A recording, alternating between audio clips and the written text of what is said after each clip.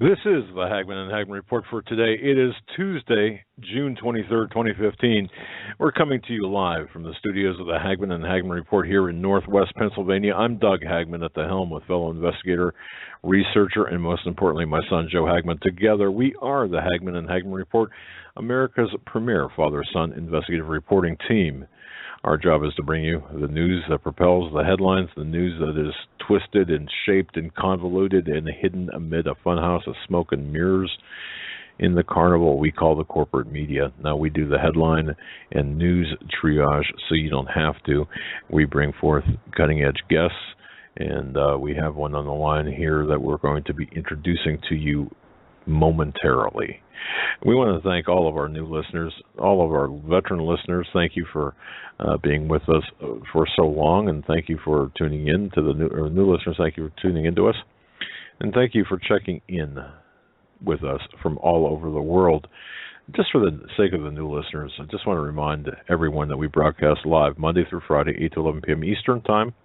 Our home base is on the internet at hagmannandhagmann.com. Folks, you can access us live there, as well as all of our past shows, our social networking sites, and most importantly, our original investigative reports. Tonight is going to be an extremely important first segment, followed by Stan Deyo in the second hour, and then the third hour, some additional news, information, and analysis. But first, before I bring Joe in, I just want to tell everyone here, the TPA passed, of course, passed the Senate. Ultimately, what happened today, folks, most importantly, is the American people, have allowed our representatives, our elected representatives, provide really unprecedented power. Now, I know. I understand that the TPA has been around for a long time, but in this case, it's unprecedented, the level of power that this Congress, as the legislators have provided to Barack Hussein Obama, Barry Soetoro in the White House. It's really today marks the official end of our national sovereignty, in my estimation, and the verification of this uniparty fascist state. And I'm sorry to say it, there's no other way of sugarcoating it. There's no way of sugarcoating it.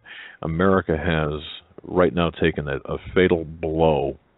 Compliments of the people, the treasonous, seditionists, but bastards in the White House, or in the Capitol. And now, if you're offended by that, no apologies extended. Because I'll tell you something, our fate has really been sealed by today's events. Equally important, we have on the line with us, on our newsmaker line, a gentleman by the name of Ryan Sorba. I had the pleasure, I've never met Ryan in person, but I've had the pleasure of really seeing his investigative work, undercover investigative work, via YouTube. Now, folks, if you go to hagmannandhagmann.com, on June 13th, 10 days ago, we put up a undercover video, or a link to an undercover video to Ryan Sorba's channel. And the title of it is Display of Tolerance. That's my title, followed by the brief summation of the video, and a link directly to Ryan Sorba's video. And I do suggest everyone, and I mean anyone listening to this in the sound of my voice, please go to Ryan Sorba's YouTube channel and subscribe. Look at the videos. Now, Ryan is an undercover investigator, if you will. He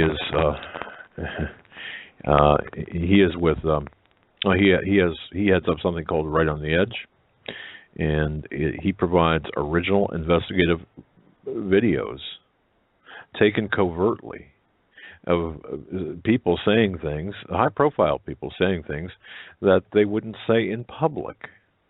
Go figure. For example, his last video on published on June 12th, and we reported this on June 13th, homosexual activists want to beat up Anthony Kennedy. Well, it actually is worse than that. The display of intolerance, the demonstration of intolerance, the lack of any type of intellectual, well, I shouldn't say lack, the huge dose of intellectual bankruptcy, moral bankruptcy, is on display for you. From people like Kathy Jorgensen, Democratic Central Committee Chairwoman and pro-homosexual activist in Kings County, California. You know, what she said on video is enough to anger, or it should be enough to anger everyone who watches it. But I got news for you, folks. You haven't seen anything yet. Ryan Sorba has a knack of being able to get into places and to capture video and audio that others cannot. And let me tell you, as a 30-year investigator focusing primarily on covert surveillance, it ain't easy. Ryan might make it look easy, but it's not easy. Just ask Joe. Joe, is it easy? Not at all. Okay. Well, all right. Here's kind of a situation, or here's the 411 on this. Ryan Sorba has infiltrated. We're going to let him explain it to you. Within the next 24, 36, 48 hours, Mr. Sorba is going to provide a video or perhaps a couple of videos. He has videotape footage that once posted, once published, once made public, just might change the course of history of those involved. And that's not hyperbole, that's not overstating their case. If it's my understanding, what he has, once seen by the American people, will tell you exactly what the agenda, the homosexual agenda is. It's not pretty. It's ugly. It's incredibly sick, twisted, and everything that we said it was is now on videotape and audio tape. Joe, I'll bring you on first. It's been a busy day. Yeah, it has. Very busy. We've got a lot done. Got a lot we're working on. And Mr. Sorba coming on and was kind of last minute. It's a nice surprise. I'm going to let you bring him on because you were on the found. The backstory here very quickly is this, and then we're going to bring Mr. Sorba on. I've been following his work for a while, and I saw something flash by my desk today that said, my goodness, the undercover covert audio or covert video and audio taken by Mr. Sorba, it could change people's lives. Basically, I mean, I'm paraphrasing here, in terms of their ultimate, well, can we say jail time? I don't know. I doubt it, but yeah, who knows? But certainly, what it does is it exposes this dark, ugly agenda that people like Russ Dizdar, people like Greg Jackson, and others talk about. What's really going on behind the scenes, and we have to give him credit, because who else among us? Who among us are out there putting their lives on the line and going in, infiltrating these groups and getting people to talk about what the real agenda is behind homosexual unions, what the real agenda is behind, I don't know, name something immoral, Well, he's got it. He's dead on, and he's a tenacious researcher, investigator. He's got some guts. With that, Mr. Sorba, anything I left out, please feel free to give us your background. But I just had to get you on. We had to get you on because you've got a heck of a story to tell, and you've got a video coming out that's going to really create some waves. And I just wanted to give you the chance to come on our program and talk about it a little bit, and because I think everybody needs to see what's going on. Mr. Sorba, welcome to the Hagmann Hagmann Report. Thank you. Thank you for having me today. Just a little bit about myself. I started out as a college Republican and then moved on to the Leadership Institute. It formed one of the largest number of conservative clubs on college campuses in Massachusetts. After graduating from college, I served as the director of campus leadership at the Intercollegiate Studies Institute, ISI.org, one of the first conservative college think tanks and activist tanks in the nation. The first president was Bill Buckley. And then I moved home and worked for a couple of years for an organization called CFAC. And then for about 6 years, I've been doing undercover video work. I was part of the Acorn sting. It took down Acorn. And numerous other investigations. And when I heard that the United States Supreme Court was going to be taking up the marriage issue, I think I heard about it in January of this year or February, I began to, sit down and think about what I could do to try to impact the Supreme Court. And I basically came to the conclusion that the most effective mode of activism that I had ever seen that an individual could do that didn't have a lot of resources was this undercover video, and I was very good at it. So I came up with some scripts that I could run to try to come up with, to try to get the truth in front of the people who watch the videos. And the first thing that I came up with was, should Kagan and Ginsburg recuse themselves? And I got a whole bunch of people saying yes, but they weren't like politicians. And then in the process, these people started to open up, and I'd have more conversations with them. And the script that I began with began to morph into other scripts. For example, when I went to an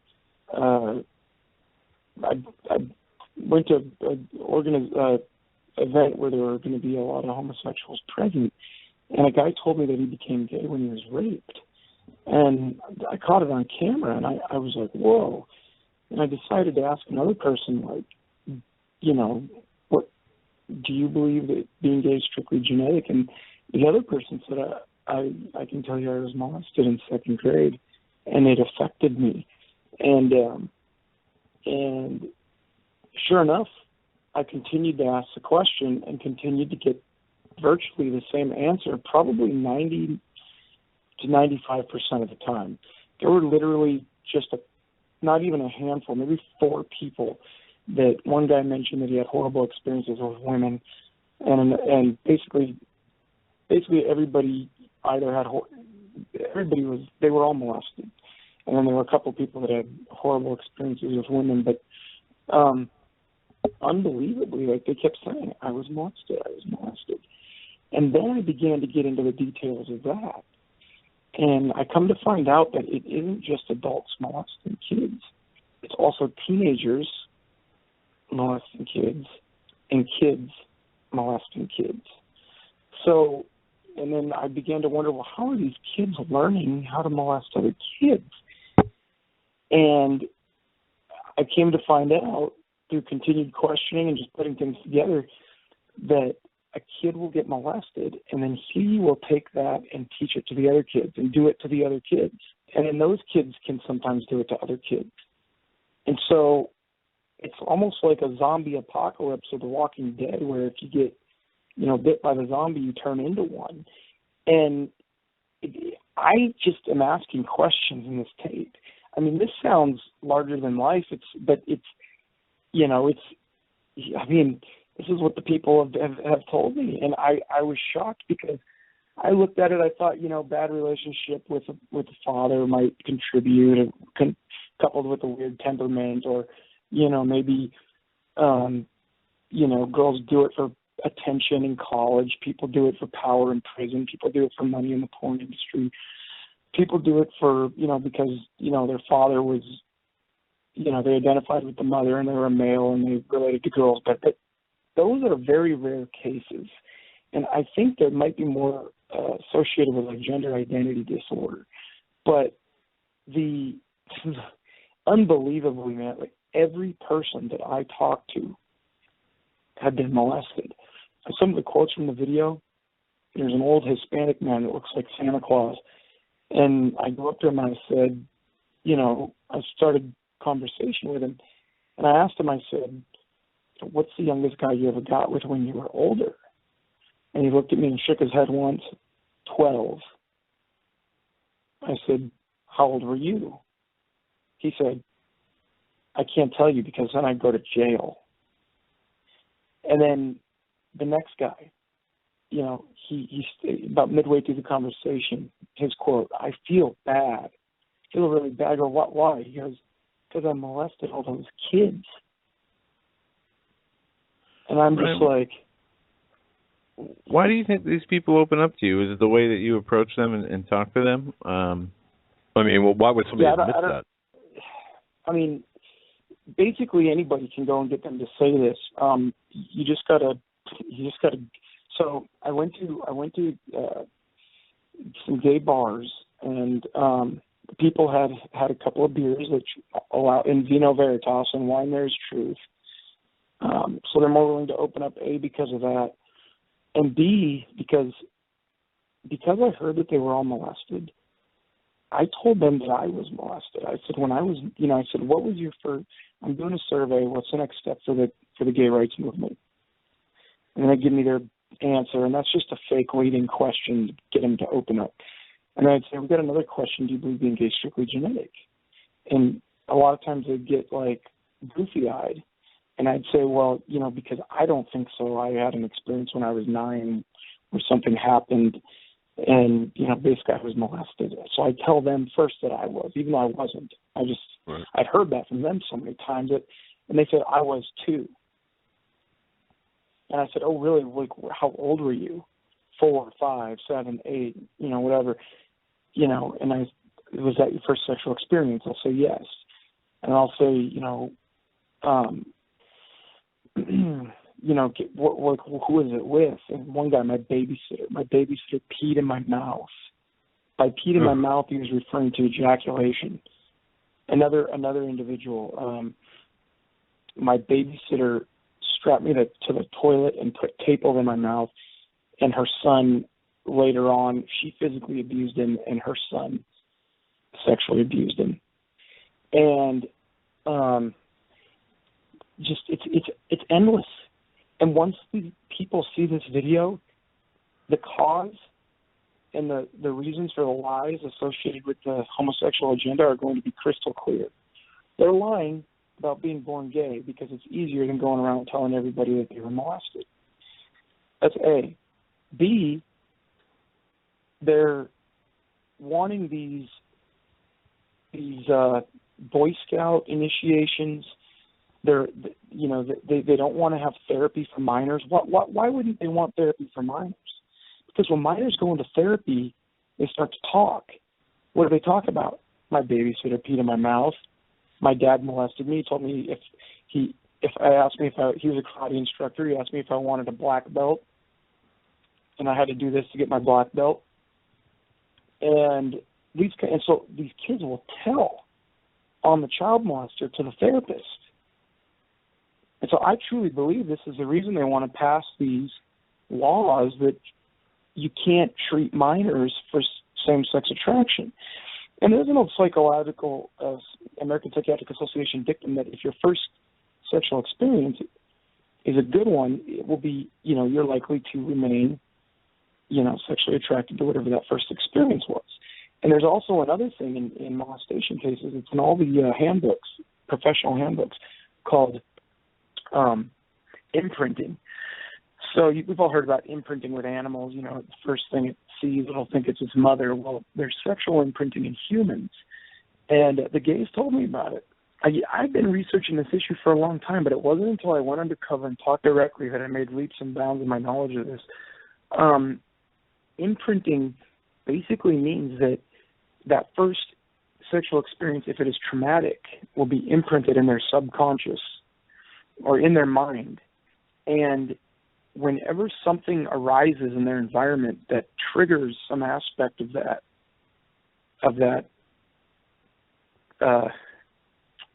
imprint, it will bring back all the associations. So it'll bring back the sexual aspect of the molestation, and it'll get triggered, and that can lead to same-sex attraction disorder, SSAD, SAD, which is the opposite of gay, which means happy, later on in life. Right. And so a lot of these people have been imprinted on. And then I read a letter by Martin Luther King when I found all the gay racist stuff. And he said a kid wrote a letter into Ebony magazine, and question and answer thing, and Martin Luther King responded, what you have going on is not genetic or predetermined, but culturally inherited. And he said the reasons for your problem, which is homosexuality, have now probably been consciously suppressed or unconsciously repressed. You would do well to find a good psychologist that can help you, bring those memories back and sort through them in order to get through this. And that's what I found in this video. I asked one guy, I said, what was your first sexual experience? He replied, it was with a kid when I was about 4 or 5 or 6. Oh, he said it was with the neighbor kids across the street, a boy and a girl, when he was 5. And I said, how did you know what to do? And he just looked at me dumbfounded. He said, I don't know. And I said, so you basically molested the kids next door? I said,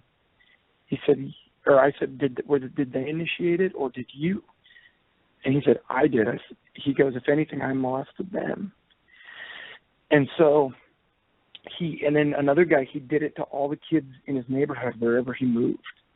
Wherever he moved with his mother, and he said the main way he would do it is he would talk dirty to them. Or, and then he would get the kid, and then he would basically molest all the kids all the while he was growing up.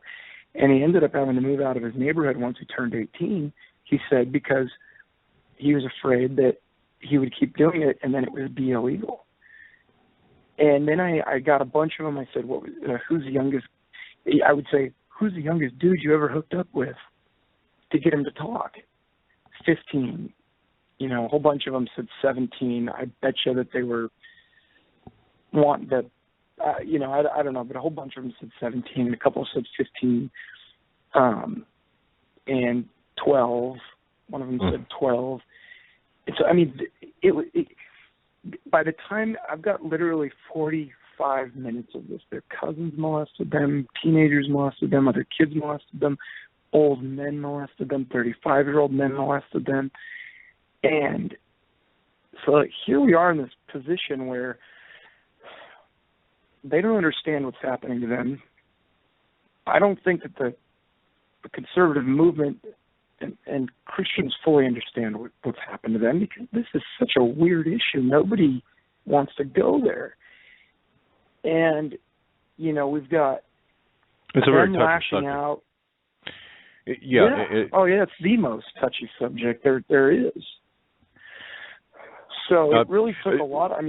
Ryan, hold that thought for a moment here. Ladies and gentlemen, I just want to reintroduce our guest on the Newsmaker line, Ryan Sorba. Folks, if you go to hagmannhagmann.com, check the entry out for June 13th. Click on that. That'll take you to Ryan Sorba's YouTube channel there. Subscribe. Keep an eye on that over the next 24, 36, 48 hours.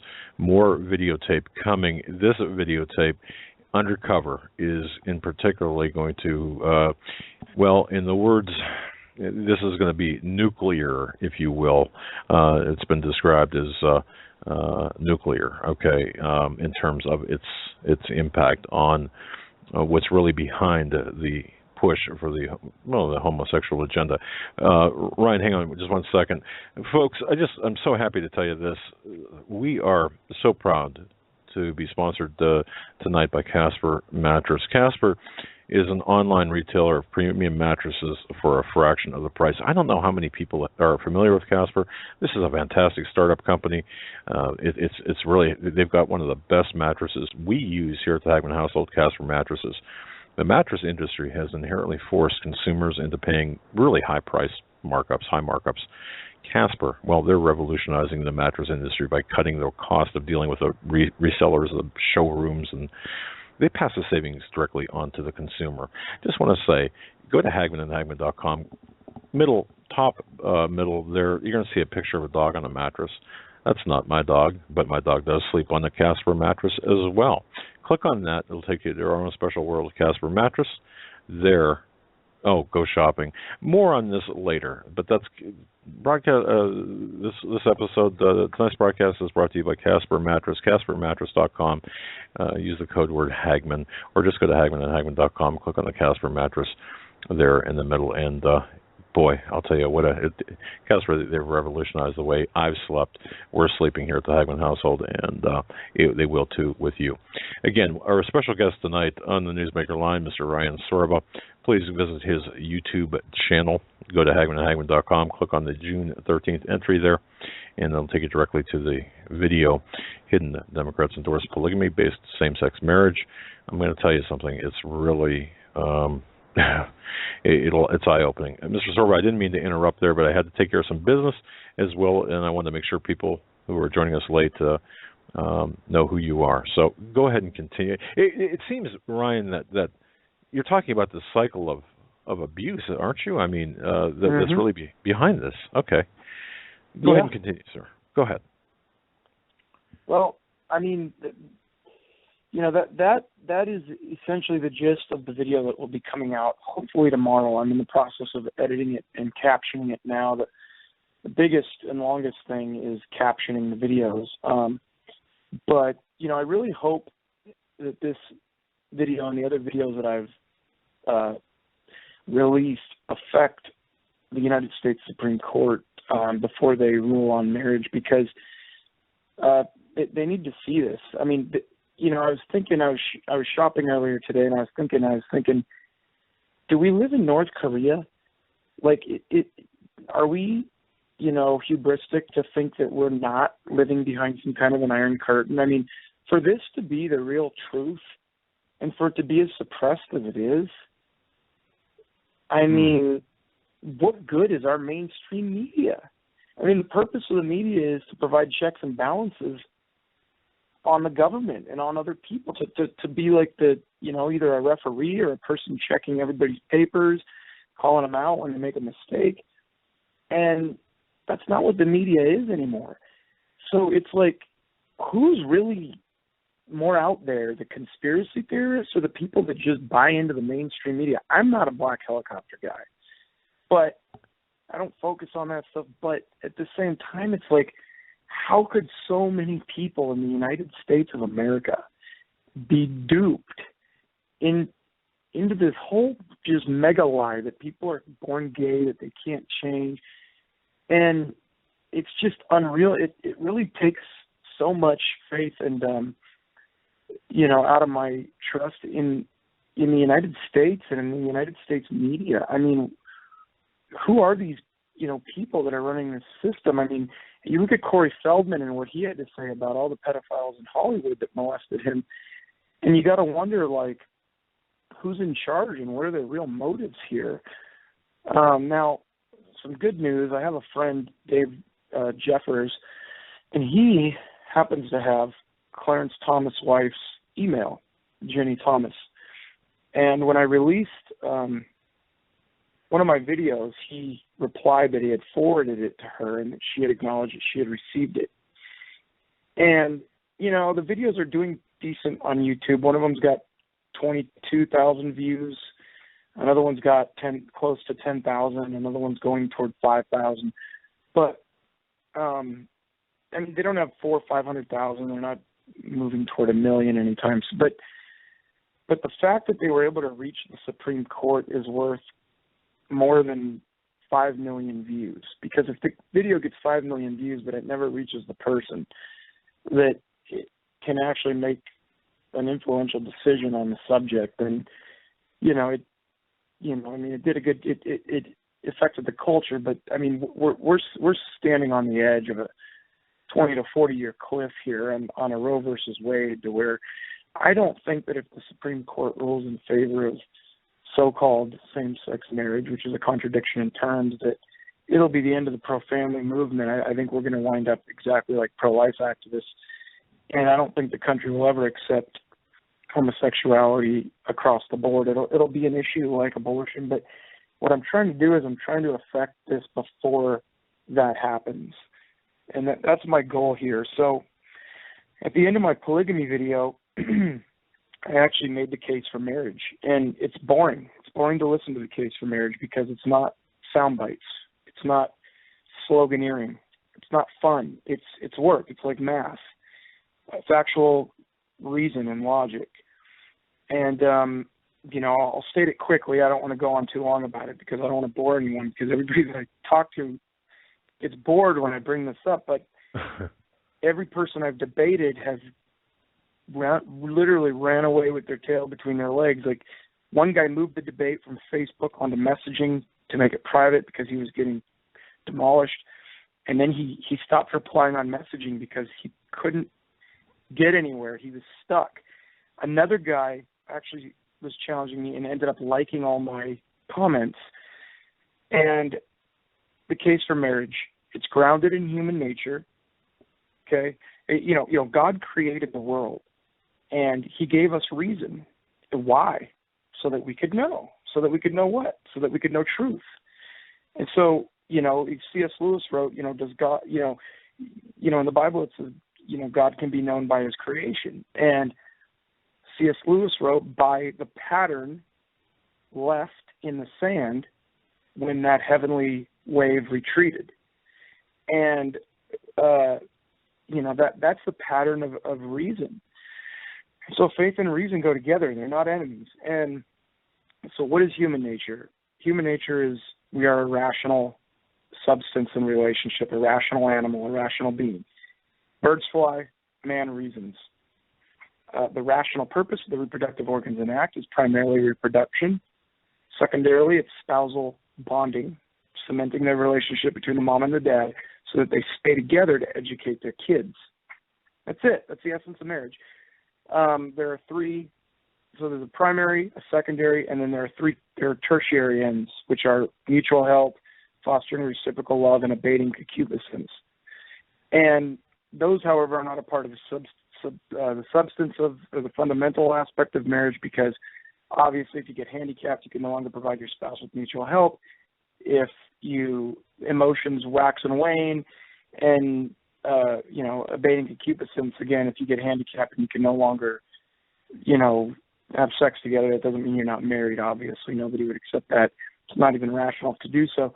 So those things aren't part of the fundamental essence of marriage, but they are present in a fully actualized marriage. If they're not present, the marriage is deficient in its tertiary ends. But if you have a kid and you stay together and raise it and educate it, that's marriage. And old birds have to teach, old birds, help young birds learn to fly. Men instill manhood into men. Women instill womanhood into women. Humans instill humanity into humans.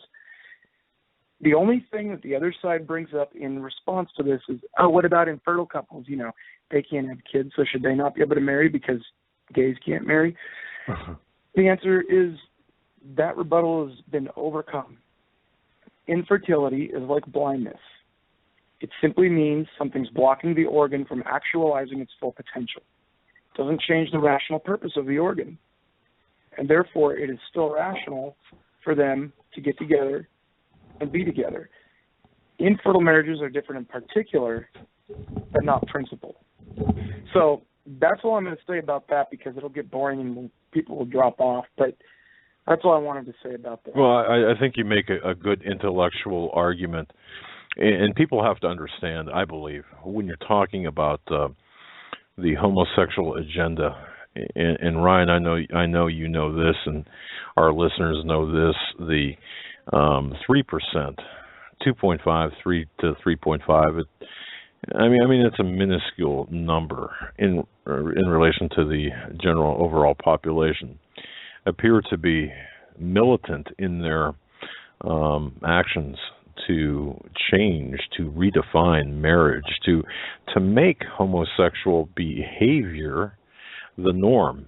And it's not, here's the thing, Ryan, that we see, and I think this is very clear in your video, your last one, and I can almost see it in your next one. The tolerance level. They want us, the homosexual activists, want us to be tolerant of their behavior. But when it comes to their tolerance of heterosexuals or their tolerance to us, there is none. It's absent. And they want us to accept them and redefine. This small percentage, this very vocal small percentage, wants us to accept this redefinition against the law of God, the law of nature, and the law, and really the special rights for special constitutional rights, which is absurd. So, am I right there? Or and they're very. By the way, you mentioned, you used the word hubris. Man, I have never seen hubris of people just and they laugh. They're laughing at us, and they're enjoying it every step of the way by twisting in the wind. And I know Hunter Madsen and I'm trying to think of the other guy's name before the Marshall ball Kirk. or Marshall after the ball. I'm sorry, after the ball. Laid out the homosexual agenda back in 1985, I guess it was. And to understand that. Go ahead. They have a whole section in their book where they're complaining about how young men don't find old men attractive, and talking about different methods by which A, they could brainwash the population into accepting homosexuality as normal, and B, how they could brainwash young people into finding old people attractive again. I mean, this pervades their entire literature, their entire movement. The person who began this lie that people are, quote, born gay was Karl Heinrich Ulrichs in Germany. He was molested by a 30-year-old when he was 14. The guy that brought the movement from Germany, where Karl Heinrich Ulrichs lived, to America, Henry Gerber, was molested. But Henry Gerber molested Champ Simmons, who molested Harry Hay. And Harry Hay became the founder of the Mattachine Society. That's right. The first homosexual activist organization in America. Harry Hay worked with Alfred Kinsey, and Alfred Kinsey came out with the Kinsey Report, which duped a bunch of people into believing that Americans were having, the Kinsey Report was like the researcher of the sexual revolution, and Hugh Hefner was quoted as saying, if Kinsey was the researcher of the sexual revolution, I was the pamphleteer. So you've got a concerted effort for over a century now that started out in debauched Germany, migrated here, and took a foothold because they knew that, so long as that they knew that this was like a zombie movie. If you get bit by the zombie, you turn into one, and if you're young and you don't have a strong position, and they'll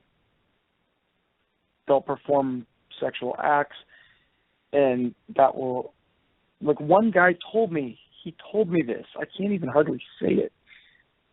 I go, so you don't believe you're born gay? He goes, I tell people I was sucked into it. And then he starts laughing because an old man did that to him, and he became gay, and it was imprinted. And it's disgusting. It's sick. It's selfish. It's using people. It's destroying their lives. I mean, these people are like, I've been to a lot of counseling now for what happened to me, but now I'm finally over it. And I'm sitting here thinking, no, you're not. You're sitting here in a gay bar. Your entire purpose in life, your entire possibility for ever having a wife, for ever having kids has been destroyed by this person who, what Peter LaBarba says, an older man who chose their homosexuality for them, or a teenager who molested them chose their sexual orientation for them, or another kid their own age that didn't know what it was doing. They still have to be blamed, but depending on their age, but who was molested and started molesting other kids. It's a message to parents out there: watch your kids. It isn't only the old guy running, it isn't only the old man. Teenagers and other kids are doing this. A lot of these people, it was by their cousins. Their cousins did it to them. And but okay, I mean, just to be clear, about though, to get a rude awakening tomorrow. Okay, yeah, just to be clear, conversationally here, and I'm getting we're getting so many emails right now. I'll just, one example from Emily saying, I just wanted to thank you for confirming something I've long suspected. Okay, she had a brother who was abused by a male babysitter, and it goes on and on and on, but people don't understand imprinting.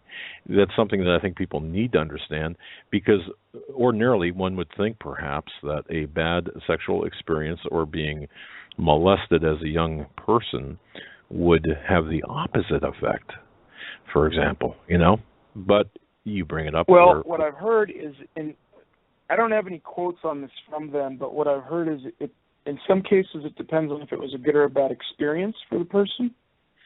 It depends on the way the people around them reacted to the experience. It depends on whether or not the memory was repressed or suppressed. It depends on the child's temperament. So it's not to say that every kid that is molested will wind up gay. But Okay. It is to say that almost every person that is gay was molested. So basically, homosexuality among adults seems to be a cross-section of individuals who have been molested. So that's essentially, it's the way that molestation impacts one cross-section of individuals who were molested. All right. Ryan, I don't want to cut you short here. I know we're kind of waiting out of time here. We only have about 15 minutes left of this hour, but I really want to talk about your video that's upcoming. People really need to see what you have uncovered covertly. I cannot stress this enough. I think this is eye-opening. Just so I understand this, there are admissions by people on camera, covertly, surreptitiously taken by you, who admit being child molesters. Is that a fair statement? Yes. And I got the city one of them lives in the name, and I'm going through the footage now looking for the names of the others. And one guy, he says, here, I'll play you a clip of the audio right now. I'm not sure how well it'll come in, but it's a sneak peek. Let me make sure the volume's up. Volume's at 68. Here, I'll push play. Okay, there's going to be okay, here we go. Are you ready? Go ahead. Okay.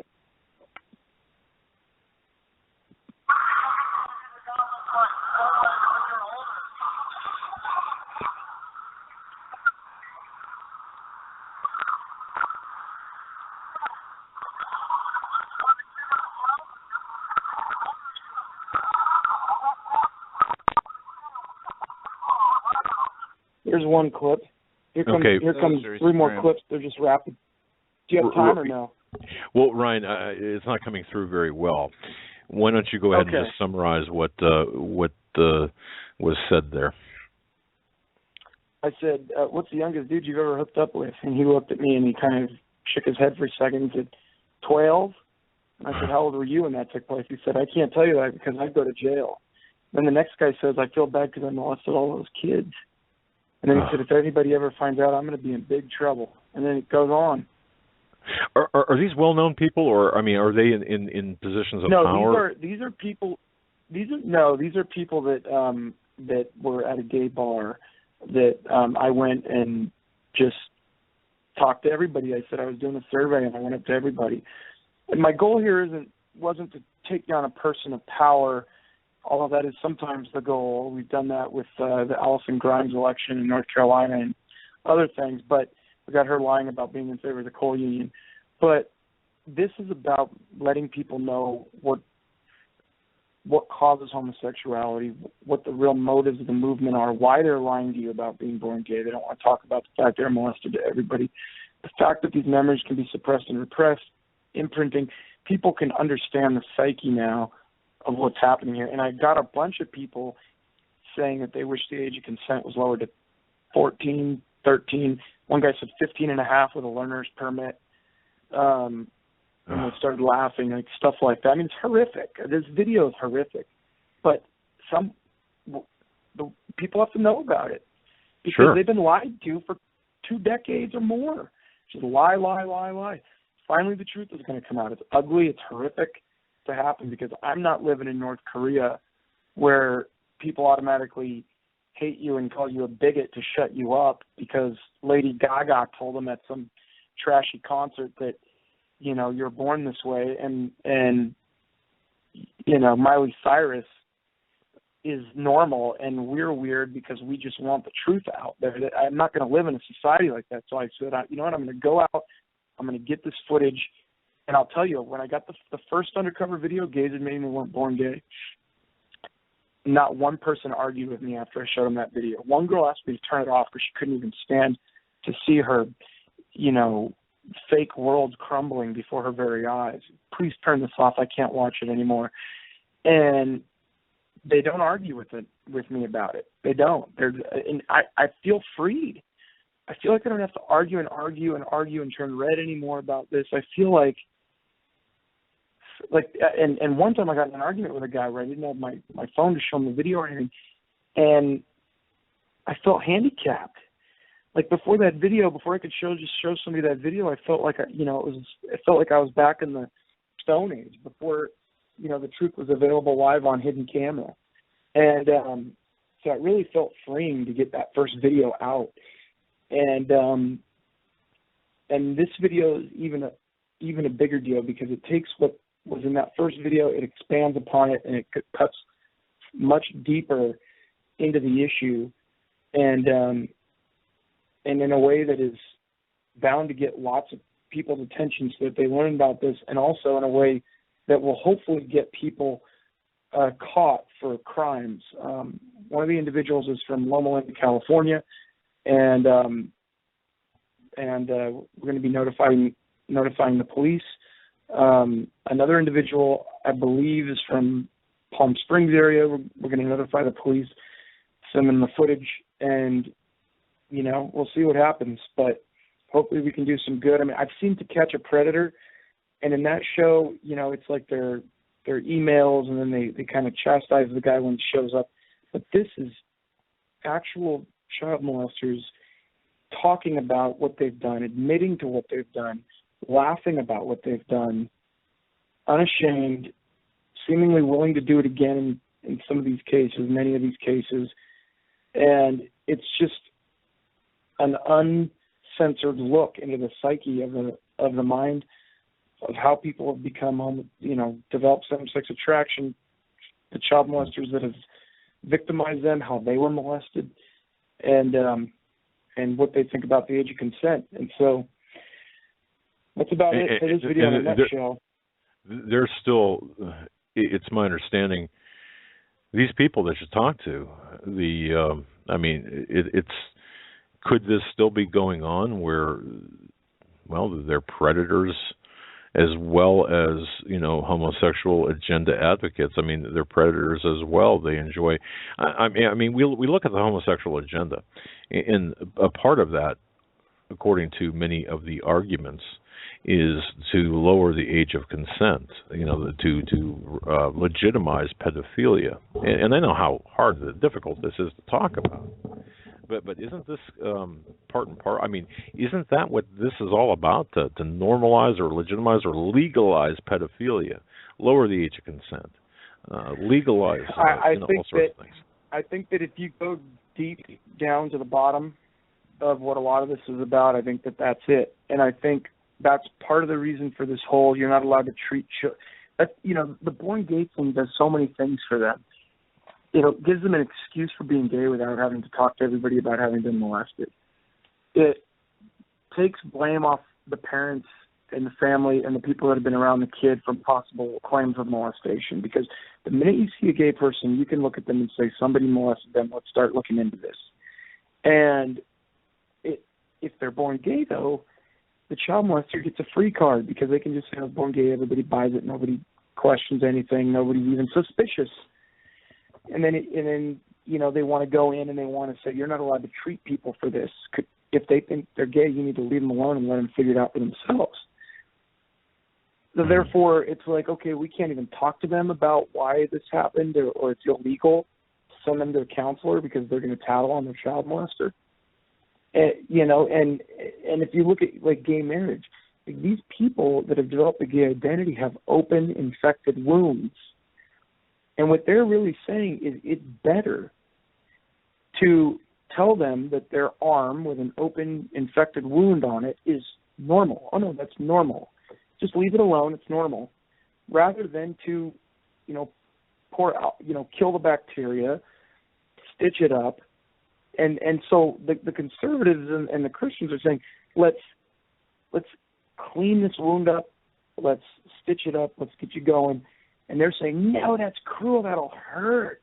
You know, it's painful to them, you're being a bigot, just accept it. And what they're really saying is, you know, leave that open and infected wound that hurts on their arm there for the rest of their life, because you need to accept it. And it's just like, you know, Satan is a clever individual, I'll tell you that much. But they're able to develop this kind of a lie and spread it around the way that they have. It's surreal to me. And so, well, yeah, I think we want to thank you for this. Pedophilia, you know, every one of. Yeah, go ahead. I mean, well, it's one of their goals. I think another one of their goals, I think one of the most dangerous things about this movement is it has been a steamroller rolling over the Christian church. They've attached them, you know, my first video was about they're not born gay. Okay, then the second video is detaching the gay activism from the black civil rights movement. They're not black. This isn't a race issue. This is totally different. So the second video is, and then they want to call you racist, bigot, anti-gay. I said, okay, call me racist now that I'm the one sitting here defending, you know, being normal against Democrat and gay racists. So you're going to call me a racist? Guess what? I'm going to throw this back in your face every time because I'm not a racist. And so that was the second video. And the third video was about what they think of Anthony Kennedy, because he's the swing vote, praying that he dies. They want to string him up, and they want to kick his ASS, string him up, and then kick his ASS while he's up in the air. They pray that he dies, etc. And I didn't even, they just said this to me. And then I'd go to the next person and I'd say what the last person said to see if they agreed with it, and then they would. And then the next one was gay polygamy. And so all these Democrats are in favor of polygamy, polyamory. That video just was released yesterday. It's on YouTube. If you look up Ryan Sorba and click on videos, you'll see it's the last one that I uploaded. The one kid, Dennis Lathbury or something, it's in the video. He's the chair of the East Bay Young Dems. And this guy, I know a polyamorous couple. A polyamorous couple is a couple that has no defined lines. So you'll have a girl, a guy, and then that guy will be dating another girl, but she won't be dating her. And then another guy will come in, and then he'll be dating someone. So it's like a web of like relationship. And then a polyamorous triad is where you have two of one gender and one of the other, if you count the word gender as part of it at all. And he's sitting here saying, oh, yeah, I know polyamorous couples. I'm all for their rights. Gavin Newsom, the lieutenant governor of the state of California. I told him, I lied. I said, my sister's in one of these polyamorous triad things. And he started laughing and clapped his hands. And I said, do you support my sister? He said, yes. I saw that. Thank you for supporting my sister. And he goes, huh? Yeah, I saw that. And you got a lieutenant governor. Yeah, of California. And Barney Frank's husband, Jim Riddy. And then a Democrat superdelegate, Jess Durfee, he says, yeah, I support polygamy. I wouldn't say that publicly, but yeah, I don't get it, S-H-I-T. And then another guy from the Stonewall Democrats of the Desert saying, don't say this to straight people. Don't say this to the media. You know, you just sort of give them a party line. Admitting to lying, admitting to being hypocrites, admitting to being underhanded. And they call us names because we get mad at them. You know, Mark Stroke and Hunter Madsen talked about framing us as, you know, the preacher pounding the pulpit in abominable rage, you know, beady, unctuous eyes. You know, the reality is we're mad because they're lying. So don't get mad at them because they're gay when you debate with them. Get mad at them because they're lying to you to your face, that they're disrespecting you, they're liars. And the lies that they're telling could very well impact your kids, not only because they're growing up in a culture in which this behavior is normalized, but because some other kid might adopt that and do it to your kid, because some teenager might and do it to your kid, because an adult might. And they're hurting homosexuals themselves. These people have open infected wounds that they're saying, leave them alone, leave them with their wound. Don't even, the first step to change is admitting you have a problem. And you admit it, learn from it, and don't do it again. They're taking away the entire notion of admitting it's a problem. And it's a psychological wound, so it isn't visible. So it's not like you can point to it. You have to dig in deep, and it's personal, and it's secret. And so it's, anyway. Oh, man. Another email here. And just wanted to know if your guest is aware that singer Melissa Etheridge admits she was molested, incest by her sister. And, wow, I did not know that. I didn't either. I do have Melissa Etheridge in my book. You can also Google my book. Google The Born Gay Hoax, and there's an old rough draft copy of my book. My book isn't done yet, but you can have a free rough draft copy. Google The Born Gay Hoax. The Born Gay Hoax. Okay, search that. All right. Wow. All right. Well, we understand we know, and I think science has borne this out, where it's a behavioral trait as opposed to a genetic or a genetic predisposition. And I know people argue that, but talking on an intellectual, scientific basis, I think there's enough scientific evidence to support the fact that it's a behavioral trait. And up to 1973, it was considered a mental disorder in the DSM. Now that's another thing I want to nip. It is still a mental disorder. They didn't remove it in 1973. They never did. They voted to change the name of it, and they changed the definition of what it meant to have a mental disorder, but they never took homosexuality out. They changed it. They've changed it, and it's been essentially this.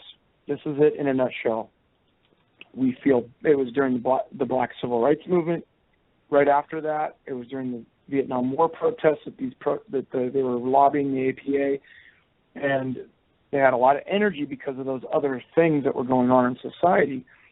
And the leaders of the APA couldn't deal with the constant protests. They were jumping on their cars. They were threatening to beat them up. They were sending them death threats. They're like, look, we're nerdy psychiatrists. What are we supposed to do? We got these crazy gay people running around, acting screwy. We don't know what to do. They said, look, do this. You feel bad for them because they can't get a job because they're mentally diseased. Now, they've acquired this mental disease. Help them get a job. Take it out as a mental disorder. Okay? But, wink, wink, leave it in so that they can get treatment. So what they did was, right now it's in the DSM, it's called sexual orientation not otherwise specified. That's the clunky phrase for homosexuality. And it's for anyone who struggles with homosexuality that wants help. Because the other side, although they argued for civil rights and we want a job, take it out as a mental disorder, although they argued for that, the other side said, look, we have to leave the door open for self-determination, because that's also a civil rights movement issue. And if somebody doesn't want to be this way and they want to get help, they can. So all these anti-reparative therapy bans have all been for minors. You're not allowed to treat minors. And or they've been focusing on the licensing because they're trying to limit who can provide treatment. But the DSM says you have the right to self-determination. If you don't want, if these are unwanted same-sex attractions, you can come into any psychiatrist and get help. I got gays admitting that in my first undercover video that you can watch, and it's in the DSM, and also that treatment is not available for unwanted heterosexual attraction, opposite sex attraction. So here we have sexual orientation not otherwise specified, but sitting there today. What's great about this is it comes to you in this box, and you open up this box, and you lay the mattress down on your bed, and it just kind of grows to your bed. You know, it fits on your bed.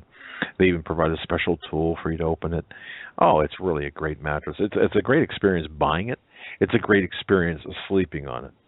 And you know, mattresses, well, they're pricey. Man, have you looked at the prices? I mean, well over $1,500 in some mattress stores. But Casper, their mattresses cost between $500 for a twin size mattress, $750 for a full size, $850 for a queen size, $950 for a king size. And they understand that buying a mattress online can have, well, consumers may be wondering how this is possible. Buying a Casper mattress is completely risk-free as well. You know, if you go to, folks, I'd like you to go to HagmannandHagmann.com. And even if right now, even if you're not interested in buying a mattress, you got to be interested in having a quality sleep. Go to HagmannandHagmann.com. Click on the mattress, the picture of the mattress in the middle of our website there. It'll take you to Casper Mattress, and you'll see a Casper.com, and you'll see there a welcome note for Hagmann and Hagmann listeners. It says, "Welcome to Casper from Hagmann and Hagmann Report." And then underneath it says, use code CFP Radio at checkout for $50 toward your order. That's right. We're giving you the chance for $50 off of your order. You see, buying a Casper mattress, it's completely risk-free. They offer free delivery, returns within a 100-day period if you don't like it. It's just that simple. When you lie on a bed in the showroom for what? How long do they let you lay there? You can't lay there for, I don't know, certainly not 100 days. You can't even really, 100 seconds is pushing it too. But you can try out a Casper mattress for 100 days. I mean, it's that great. They've got just the right sink, just the right bounce. They combine two technologies for a better night's sleep. And you know what? Better night's sleep, they give you better energy during the day, better days, brighter days. So please, folks, listen to me. Trust me on this one. Go to Casper.com. That's Casper, like the ghost, .com/CFP Radio. Better yet, or Casper.com, and then the code, our code is CFP Radio, like Canada Free Press Radio. Folks, Casper.com. You won't be sorry. It's a fantastic mattress that's made in America, too. The guys that started this company, they're fantastic, and it's an engineering marvel as far as I'm concerned. I've never had a better night's sleep since I've had my Casper mattress. Folks, Casper.com. That's Casper.com. It's got 4 paws up from our studio dog lady who loves it as well. I'm going to have to get some pictures of her lying on the mattress, and I mean, she lies with 4 paws up. So 4 paws up from the Hagmann household, the studio dog lady, and many of our listeners. That's Casper.com. Use our special code CFP Radio at checkout for $50 toward your order. That's Casper.com.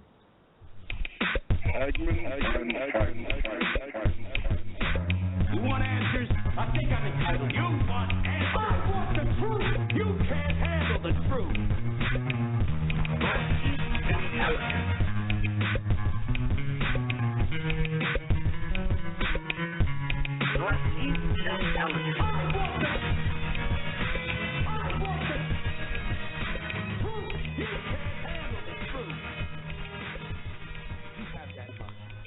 And welcome back, ladies and gentlemen, to hour number 2 of this Tuesday, June 23rd edition of the Hagmann Hagmann Report. I forgot to mention, today is my 3rd year wedding anniversary. Happy anniversary. So I wanted to say happy anniversary to my wife. And you did tell me happy anniversary today, so thank you. But with that, Stan, welcome back to the show. Sorry for the delay. That's all right. Happy anniversary. Thank you. Wow, Stan, three years of wedded bliss. Huh. Yes. I hear you. Well, let's hope it continues, me boy. Well, what's happening today? Well, boy, where do you want to start? I mean, so much news, and none of it really good. But even before you come on, in fact, I think on Sunday we started getting emails, questions for Stan Deyo. So, I mean, you tell me what's on your mind, and then I guess we can toss the questions at you that we've gotten already for your appearance. Well, the questions that started coming in on Sunday, were they with like for current events type things, or were they more general? Well, pretty much. Let's see here. Fukushima questions. There you go. Some South Carolina questions. Planet X. Yeah. Okay. Let's leave those a bit later then. As you say, there are a number of things of interest. One of the things that's really got my attention at the moment is the sun. Oh. Have you been following the action on the sun lately? No, you know what? I haven't. I will pull up one of my solar sites right now. Well, go to the show images page. It's there on the second row, first image. I've got a animation of the last 4 days worth of activity in the sun, plus 8 photos I've taken out of that to show you some exceptional things happening on the sun. All right. We have a geomagnetic storm coming our way too, correct? We've got one, maybe 2, actually. There may be a bit of a surprise there. All right. I'm just looking here. I lost an image I wanted to put up. Where in the heck is that? I'll do that later. But there were several images of the sun that were quite extraordinary. And one of them, let me just see where I put that. Dadgummit, that's important. But in anyway. the meantime, folks, you can go to HagmannHagmann.com, click on the right-hand side there, direct link to StanDeyo.com, his website, and then click on the show images page, and there you have it. But go ahead, sir. Yep. Okay. Yes, I found the images. I must have tossed them in the rubbish somewhere. Interesting. Okay, look, what I wanted to show you, you may have to go and see yourself on the SOHO website, the NASA SOHO satellite stuff, because it shows a very unusual pattern that formed on the surface of the sun over the last 4 days, and it resulted, this pattern was like a spiral around a central flare that was pointed right at Earth. It's called the halo coronal mass ejection or flare. That's what's creating the magnetic storm for today and tomorrow and probably the next day at the rate things are going. Even Matt Drudge on his thing has been talking about the sun, about how it's apparently cooling, but not enough to save the Earth from global warming. But, that article, I maintain that the sun is not cooling. It is just having less sunspots, and we're going to see some exceptional heat from it and coronal mass ejections over the next few years. But anyway, I know Matt's quoting what's out there in the mainstream media, and they're still trying to push this global warming effort by mankind. But I think our real issue is the sun itself. Anyway, on that show images page, if you click on the 8 images, you will see that starting at London time at about 8:25 in the morning on the 19th of this month, a halo coronal mass ejection flare was aimed right at Earth.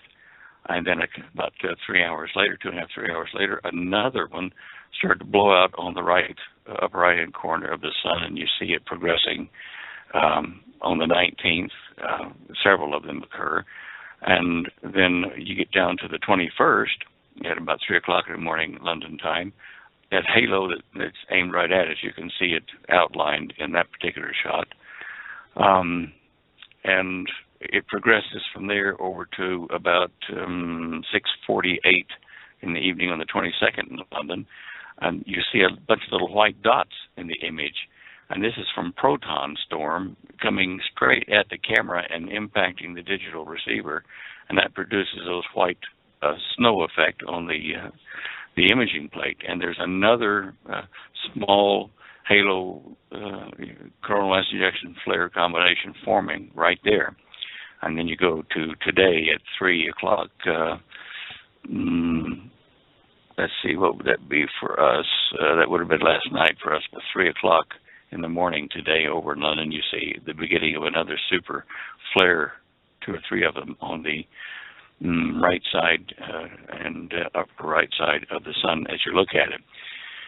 The image which I will look for in a bit, which pictures the sun, is an exceptional thing in that it's the picture of the sun, the whole sun, that shows the magnetic filaments that produce these coronal mass ejections or these solar flares. And over the last 4 days, that has really done something strange. The image looks like, at first it was like boomerangs, if you wish, dark boomerangs, which are filaments on the surface of the sun with the point of the boomerang pointing to your right. And there were 3 of these right centered on the equator, spaced apart. And as the sun turned into today and yesterday, those spirals went on around, but connected to them was what was pointed at us, was like a Catherine wheel, like a spinning sparkler wheel of about 3 or 4 of those filaments centered around the coronal mass ejection and flare that aimed right at us. Now, something is weird on the sun. You just don't see that very often. I'm looking right at the image now, and it's indicating to me that the sun is undergoing a major change in its nuclear chemistry. I don't think that we're going to see a lot of sunspots, but we're certainly going to see a lot of flares, and we're seeing it right now. I don't need to say going to. We're seeing it right now. Oh, boy. So, and this affects weather and all kinds of things for us. That was my question. Sorry. I mean, what's the ultimately what's going to be the result of this? And you said it affects weather. Okay. How so, by the way? I mean, when you say it affects weather, how would that?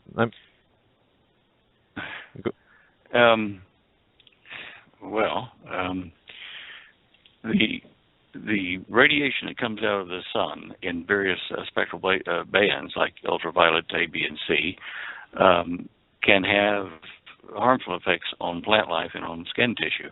The UVA we get along with, and B, if you wear clothing properly and sunblocker, that's pretty safe, unless the ozone layer is thinning, which of course it is because the magnetic field of the Earth is weakening.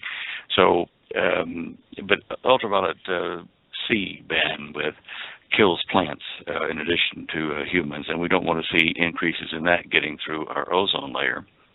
But the energy coming from the sun, normally we were shielded from a lot of it. Now then it's getting through our ionosphere, our ozone layer shield.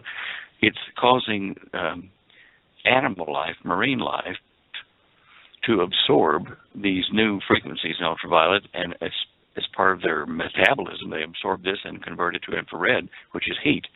And so our oceans are heating up due to the absorption of these ultraviolet bands. They're new ones that have been coming from the sun since 1992 and increasing in intensity and the range of the bandwidth. Now, so how does the sun affect us? Well, it drives everything here in our weather. It drives electric fields. It drives, the north-south magnetic pole.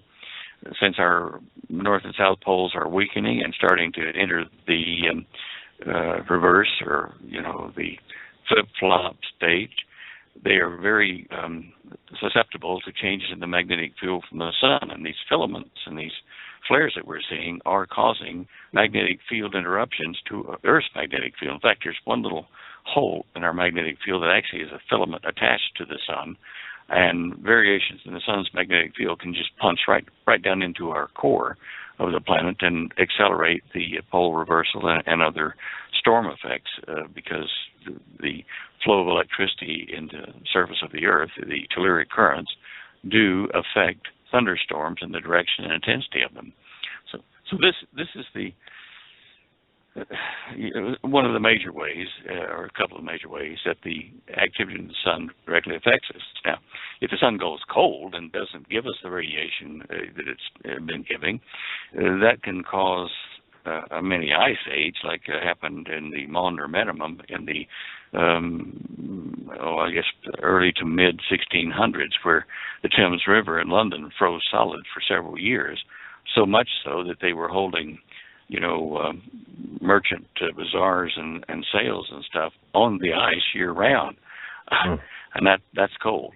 Now, Drudge Report does say that we're entering a cold period, but I think that they're going to have to say it's a cold period punctuated by brilliant bursts of energy from the sun, so intense that it will catch fire to green trees and grass when it hits the Earth.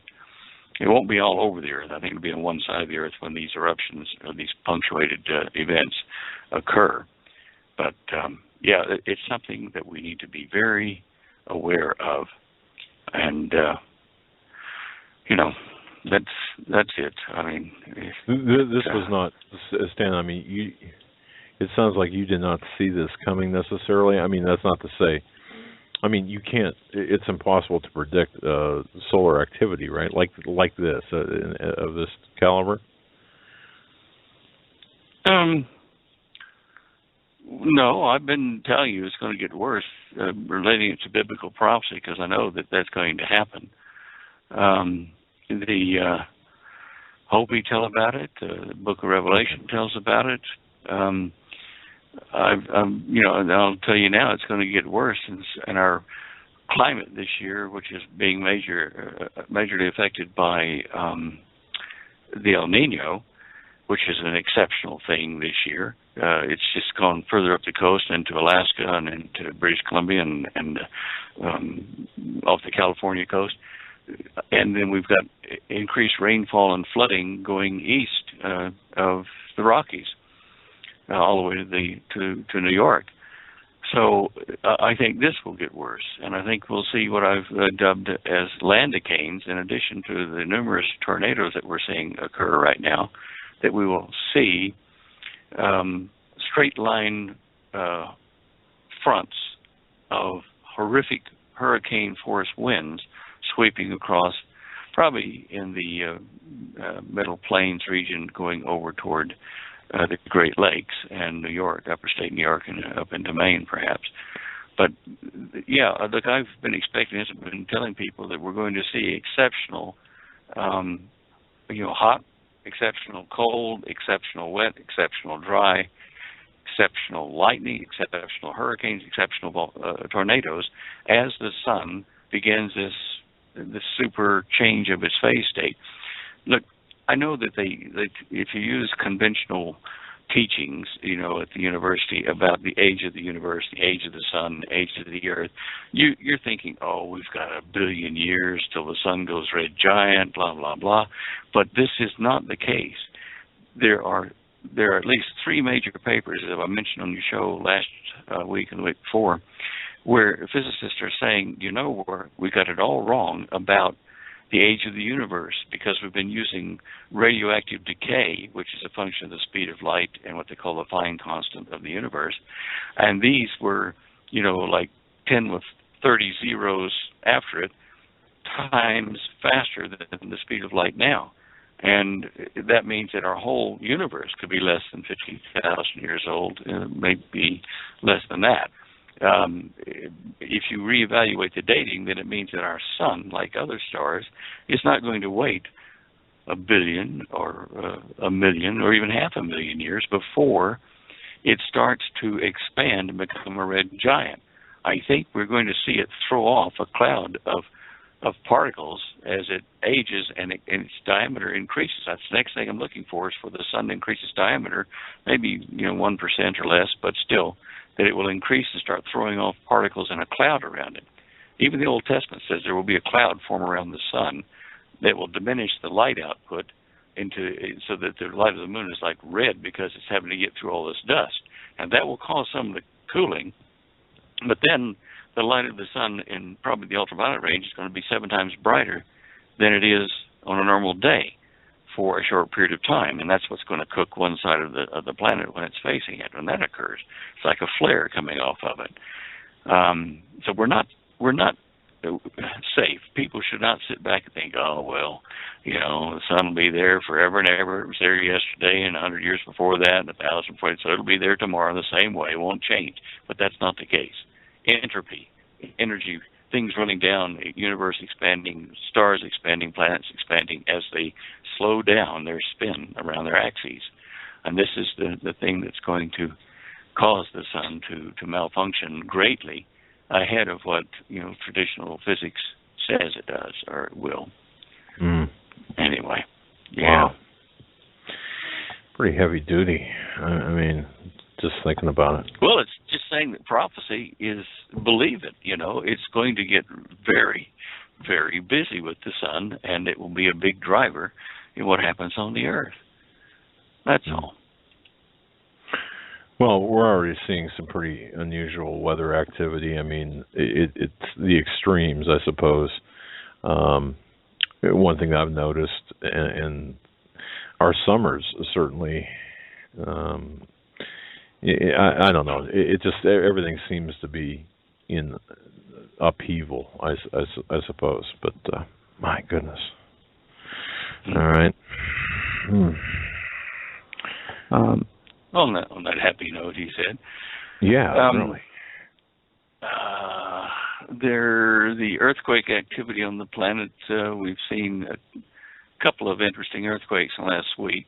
We've seen a 6.9 over in Japan just in the last couple of days, and a Richter 7 over in the mid-Atlantic ridge between Argentina and South Africa. You can see that if you click that image on our show page there, show images page, which shows the earthquakes globally from the 17th to the 23rd of June.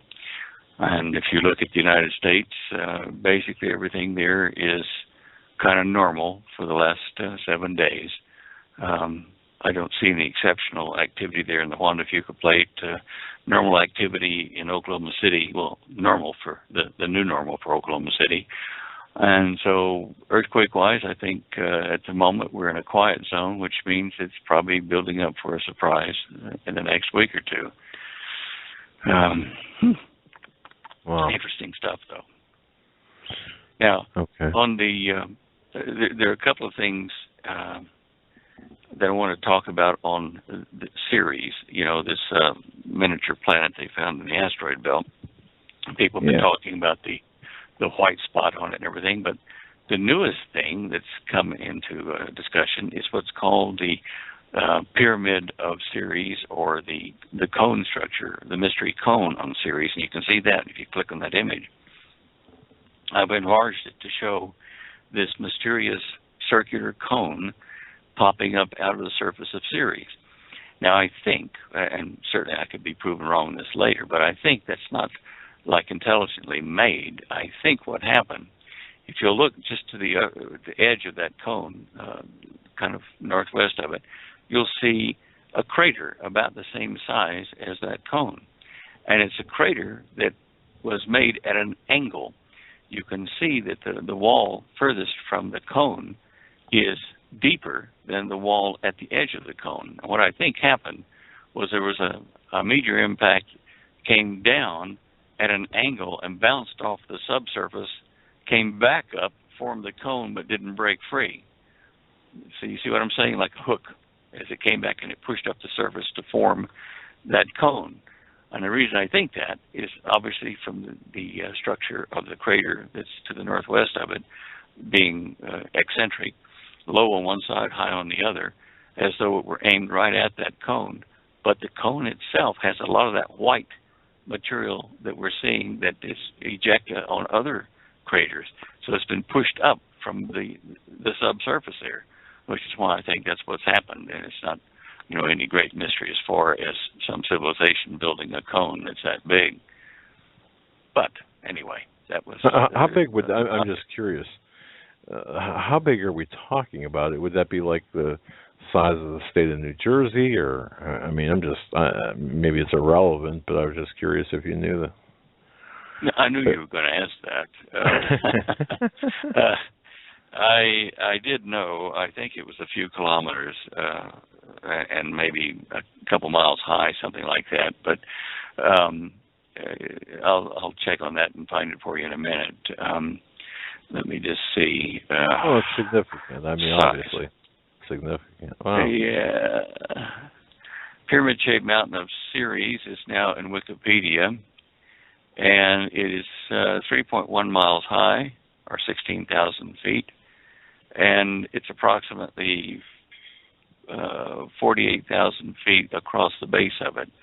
And 48,000 feet, just use my handy Hewlett-Packard computer here, would be approximately 9 miles in diameter. So that's a reasonable size bump. Wow. Okay. Wow. Now, some interesting stuff. As you may remember, I've been working on a second paper on the nature of gravity, how it's the spin of the fluid of space that causes planets and stars and galaxies to form and to spin. And I'm seeing evidence of this in these latest pictures from Ceres and from Vesta that the Dawn spacecraft's been taking, and from some of the older pictures from Mars and from Saturn. You can see those images on the Show Images page on the top row, all of them, and on the second row on the right, the one of Ceres. And what you're to look for is this. The poles of these asteroids and these planets, the poles have spirals around their poles. In other words, they were formed and there was a twist to the surface there, and in essence, it was where the gravitational field dived inside and formed other layers inside, or shells inside Ceres and Saturn and Mars and Vesta. If you look at those pictures of the poles, there can be no doubt in your mind that things, as they cool, develop spirals and holes or dents at their polar regions, whether it be a moon or whether it be a planet like Mars. You can see there the spirals that form there as part of the nature of gravity as the thing was cooling. Saturn is, of course, a gas giant and not solid yet. And what is happening there is the gas is dipping down toward the North Pole of Saturn as it spins, again causing a dip. And if you look at Earth, we are kind of slightly flattened at both poles, and the equator is bulging more than the poles of our planet. So I'm just showing you this to keep you up to date with the work I'm doing on the nature of gravity and how things age and planets expand. And that was part of the stuff I was researching when I kind of stumbled onto the location of the Garden of Eden when I was putting the continents back together. Anyway, good fun for that. I can say this: as we age, gravity is not our friend, right? But and that goes for planets too. I understand that. Looking at Vesta and looking at Mars in particular, it almost looks like there's a counterclockwise. Maybe it's just me, like not a movement, but a counterclockwise bias to these poles. Does that mean anything, or am I just seeing monkeys. Well, running no, amok that's here. an interesting. That's an interesting point. It depends, on where the object is orbiting, and usually they spin with their host planet or star, and those spirals are the same but opposite if you look at them through, invisibly, like looking through the planet or the moon from the top to the bottom. But they should be a counterclockwise spin, and then you turn it over and it's still counterclockwise. But if you could see through the moon, or the asteroid, you would see as though they were in opposite directions. But anyway, that's just relative position of stuff. Okay. Yeah. Fair enough. Yeah. But don't you think it's interesting, all those things having, that spin and the dip at the poles? Yeah. Yeah. It is, and well, okay, and so this does reinforce. Just to be clear, you're working on a paper about gravity, so this does reinforce. These images reinforce what you're postulating about the push and pull of gravity. Is that right? Right. Gotcha. Okay. Yeah. I know that's a long way to say it, but that's it. Well, no, I mean, I think the attention to detail is fabulous here. Go ahead, Joe. Oh, sorry. Do you have a question, Joe? Go ahead, Stan. You can keep going. I'll ask when you're done. Let's see here. I've got some things that we can use a bit later, some lighter topics and more interesting and fun things. However, there is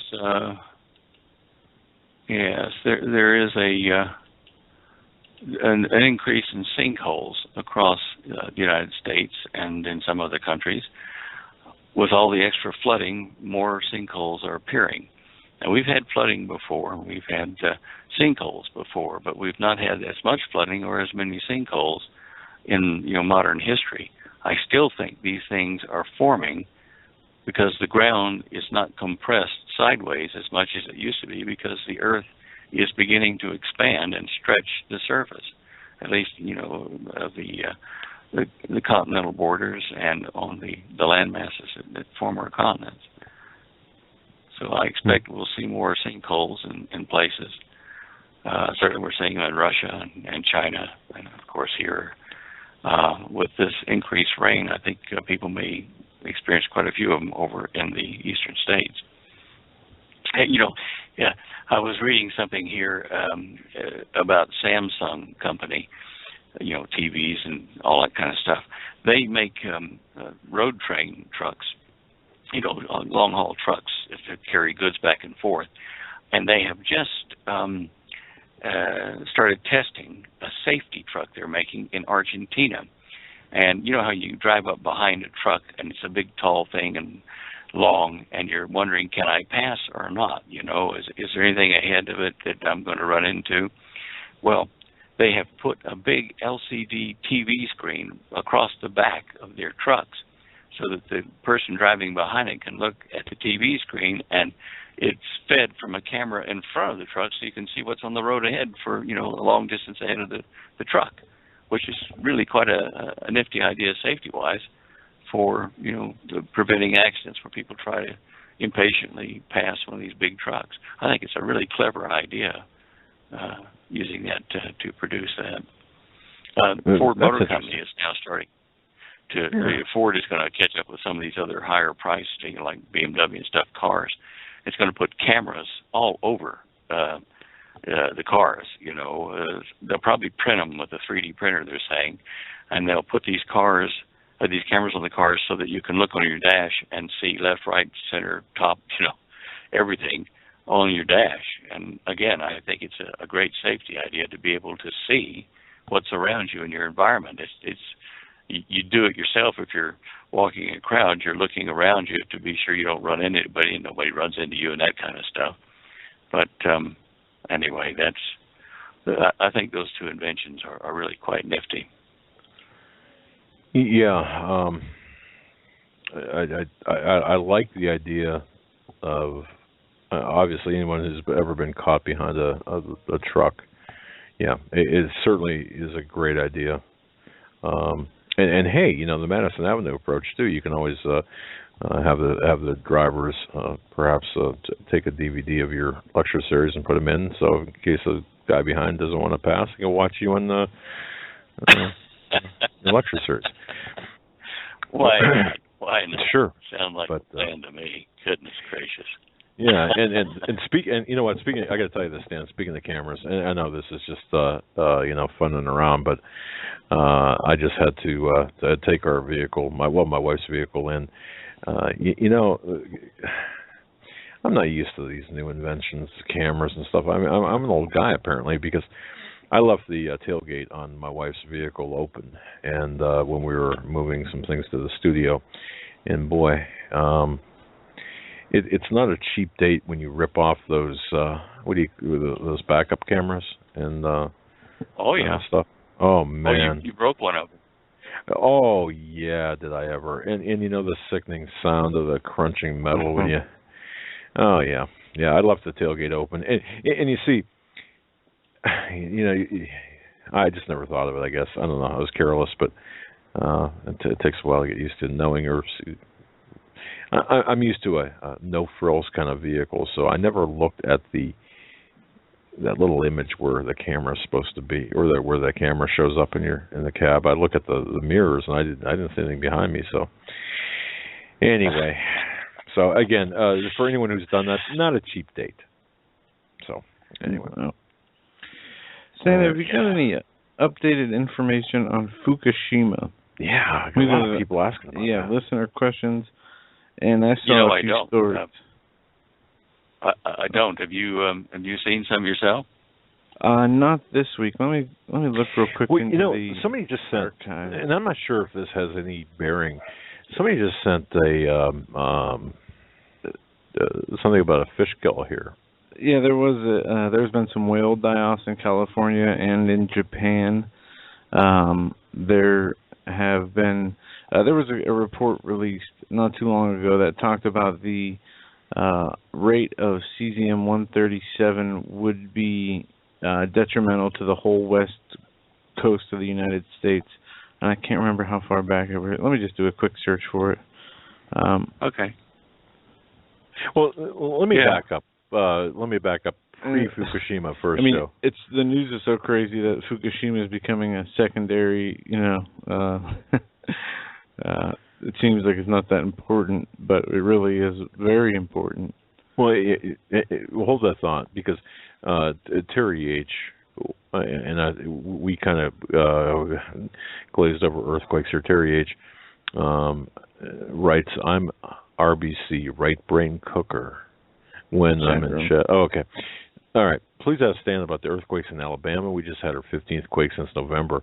All have been small, 3 and under. Just wondered if you had any comment. Now, I know we kind of just glossed over the earthquake, saying, normal activity. The 15th quake since November in Alabama.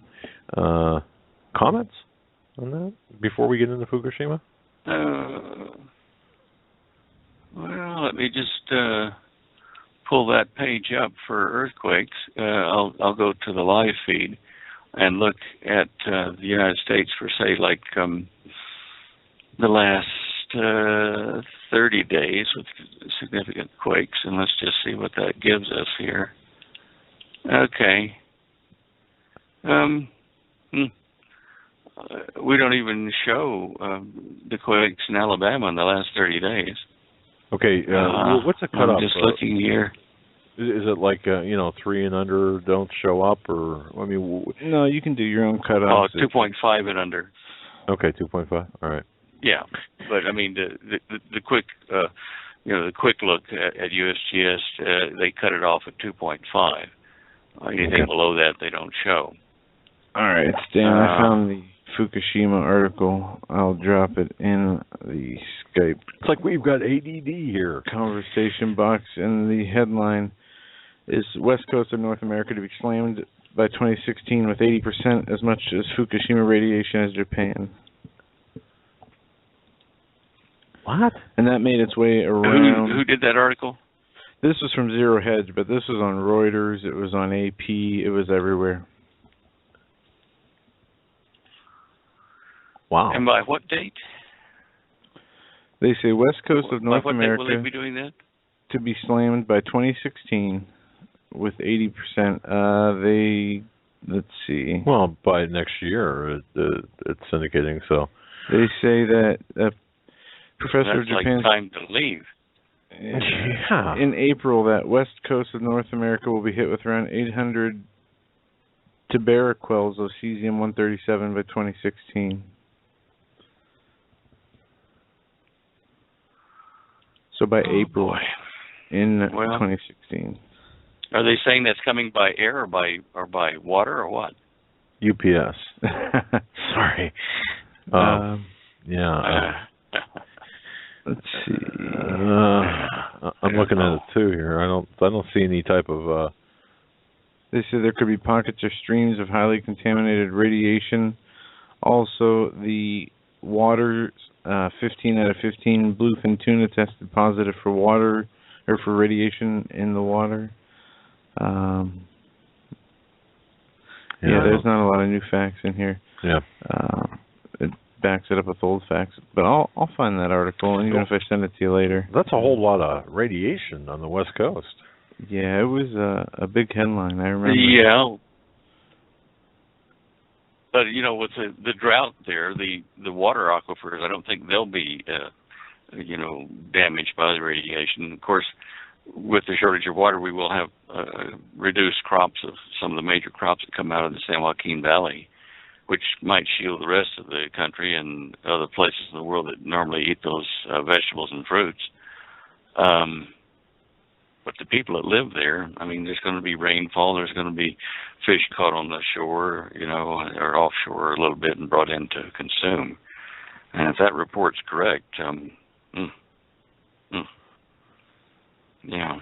Well, I keep coming back to the fact that Fukushima certainly is a lesson, but we have 100 and some odd reactors here in this country, and an earthquake in the right place at the right time will give us one or more Fukushimas on the United States soil. So one way or another, I think the United States and the products that we may export to other countries in those areas will eventually be polluted by radiation. Okay. I sometimes wonder if that's what the Hopi legends speak of when they say that America will be invaded by the Russians and the Chinese and a Middle East country, but they won't stay long because the country will not be hospitable to them, and it might be because the cities are polluted from, I don't know, a nuclear blast or from reactor meltdowns because the infrastructure failed when an EMP pulse knocked out all the digital stuff controlling the nuclear reactors in the country and their backup systems. There's just a number of scenarios that could fit that and make it many times worse than Fukushima. That's happy news again. I mean, wow. Well, it's all happy. I mean, aside from staying on climate change, aside from Fukushima, Stan, I wanted to get your take on this.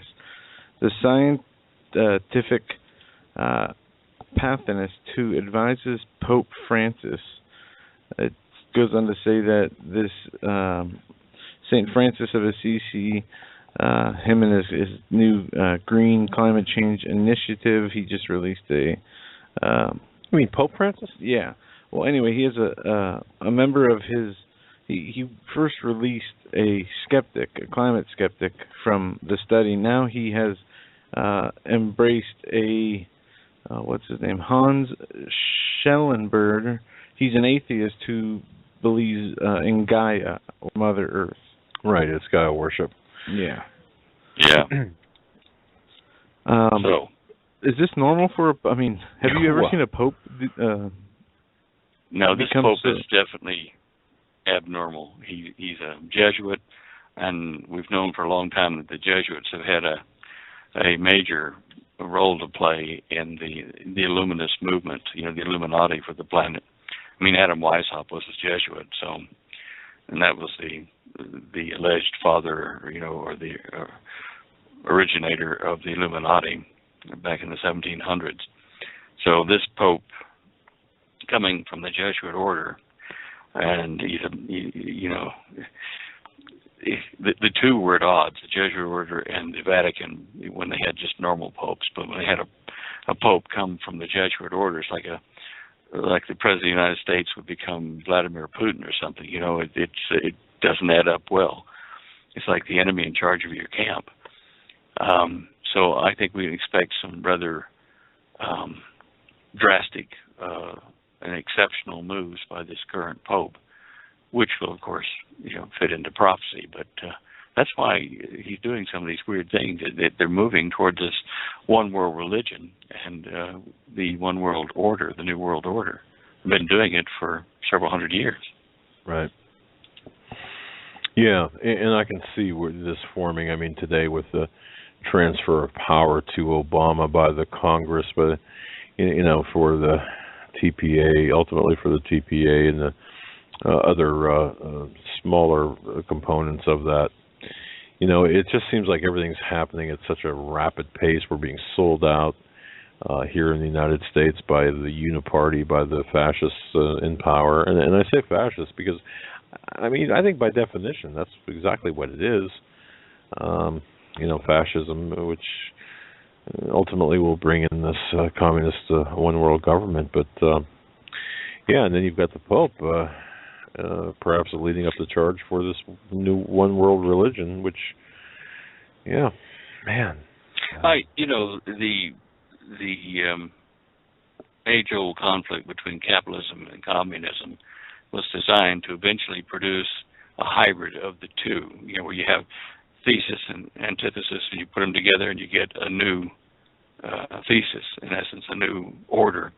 And I think it'll be a form of dictatorial socialism, national socialism like Hitler was after. I think you're right, it will be that way.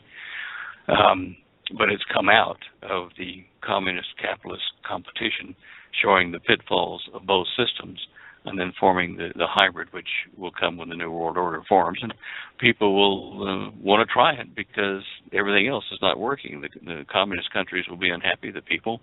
The capitalist countries will be unhappy because the economy is failing, the U.S. dollar's fallen, and, so they'll all look for that new thing. All right, what other questions have you got? All right, West Coast. Okay, wait a minute. Pole shift questions. Pole shifts. I can talk. This from Christine. Let me just see if I can. Here we go. Could you ask Snan about sudden pole shifts, and if he thinks they're possible? Of course, we spoke about that in previous programs. What would cause them and the impact they would have on planet Earth? And this is from Christine. And I know we've talked about this before. If you want to just give a Cliff Notes version, or however you want to do that, handle that Sure. question. Well, seeing as how we've not had data that's accurate enough, detailed enough to tell us from the last polar reversal what happened to the life forms on the planet, one of the things that we can kind of estimate will happen is this. The poles shift will weaken our magnetic field around the entire Earth, because during a pole shift, the north and south poles break into 2 or 3 pairs of north-south poles that spin around in turbulent motion inside the core of the planet. Now, this is according to NASA. They even have animations to show you how that happens. And we are seeing signs to that now, with the North Pole splitting apart into 2 poles at least twice the speed of the split at the South Pole. The field is not only splitting, but it's weakening, and the magnetic field generates or is a major factor in maintaining the ionosphere, which shields us from a lot of deep space radiation that's harmful, and from the sun itself. So that's one thing that a pole reversal in a shorter period of time, over months or days, however long it takes, I think it'll be like days and months, but this reversal will leave us unshielded, and it'll be dangerous to be out in the sun at that time for plant life and for animal life be damaged by the rays of the sun and the cosmic radiation that comes in all the time. You'll get through those shields, and we will be suffering the consequences out in the sunlight. So we'll be shielded at that time, which is one of the reasons I think the Bible says that during that time when the sun gets bright, hot, that men will shield themselves in caves and put rocks over the top of them to shield them from what's coming from the sun. Needless to say, this pole shift is occurring when we have a civilization of life on the planet, humans, that have developed high technological processes that depend on the Earth's north-south magnetic field being stable and stationary.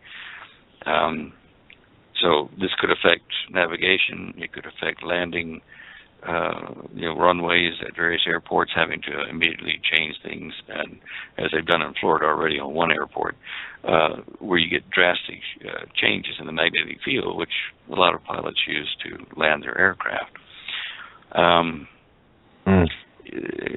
Archaeological, geological digs have seen that clay pottery fired by humans during the last pole reversal, that the grains of the clay were hardened in the fire with a particular orientation, and that orientation was where the magnetic field of the Earth was at that time, and they can see that it reversed since that time.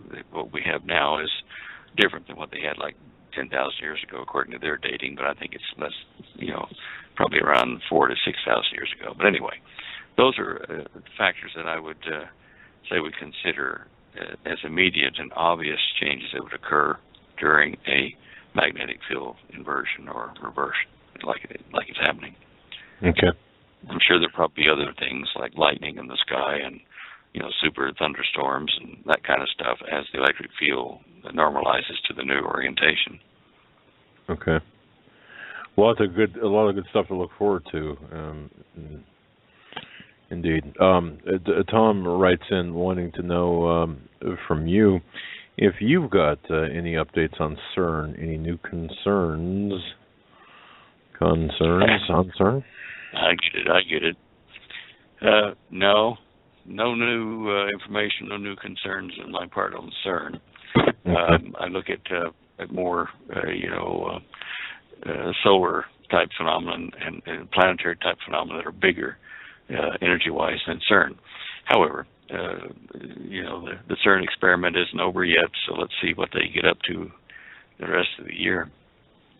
Hey, did you guys see that they took this big sea turtle that got hit by the propellers of a boat, and it chopped off his right beak and his jaw, and they printed a titanium jaw for this turtle on one of these 3D printers.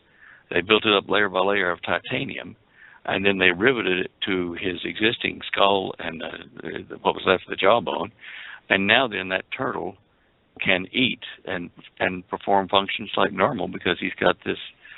Well, I guess it's like a biological implant. He's I don't know what you call him, a cyborg, but he's certainly got some bionics in there, I guess. I think that's just really cool to help a big turtle like that. These are big boys, and there's a picture of it on our show images page down 3 or 4 rows down, and you can read the article about how they've done that. The Terminator turtle, or it's written here in the Baltimore Sun. Wow. Yeah. He is like those Terminators. You think about it, it looks like that without the skin over it.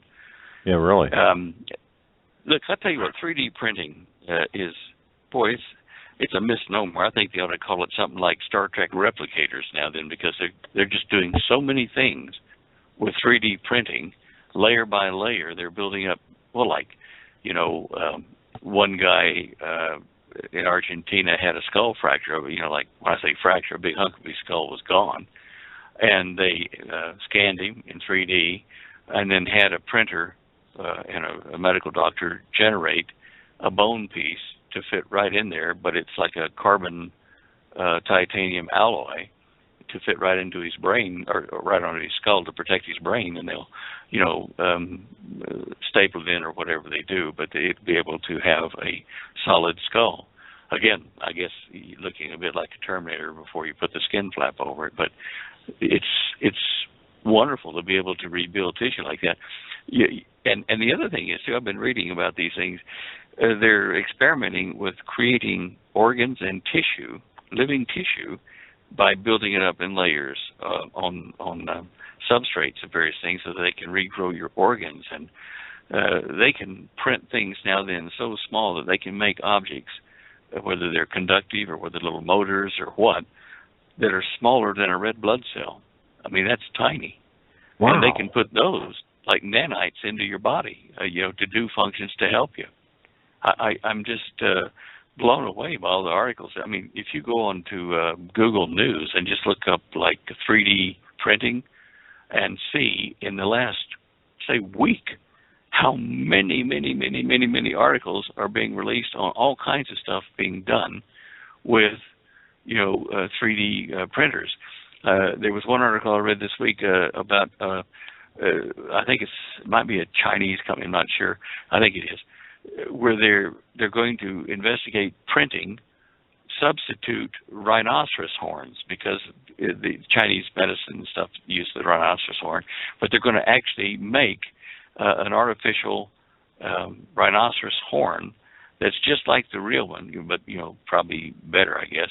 And in China and Vietnam, they'll be using this artificial rhino horn for medicine that will protect the real rhino from poachers and stuff that just kill them for their horns now. They're almost extincting them just for the horns. So this will save, a lot of the poaching on those animals as well. I suppose it might, to some degree, affect, poaching elephant tusks, killing elephants for that.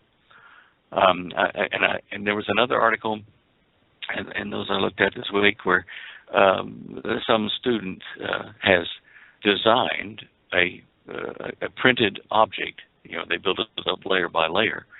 It's really a camera, like a digital camera, like you cock it and everything. All the pieces and stuff, except for the lens, are made in a 3D printer, the shutter and all that kind of stuff.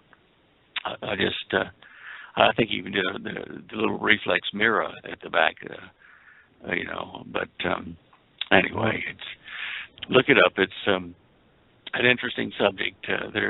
They've got ways to convert your old film camera to a digital camera using 3D printed parts to convert your analog camera to digital. I marvel at this. I'm not even sure. I know. I mean, you hear the 3D printer, and I automatically think of our desktop printer using paper. I'm trying to. I really haven't looked into it, but I guess I'm trying to, in my mind, understand how a 3D printer works. Well, I've looked into it.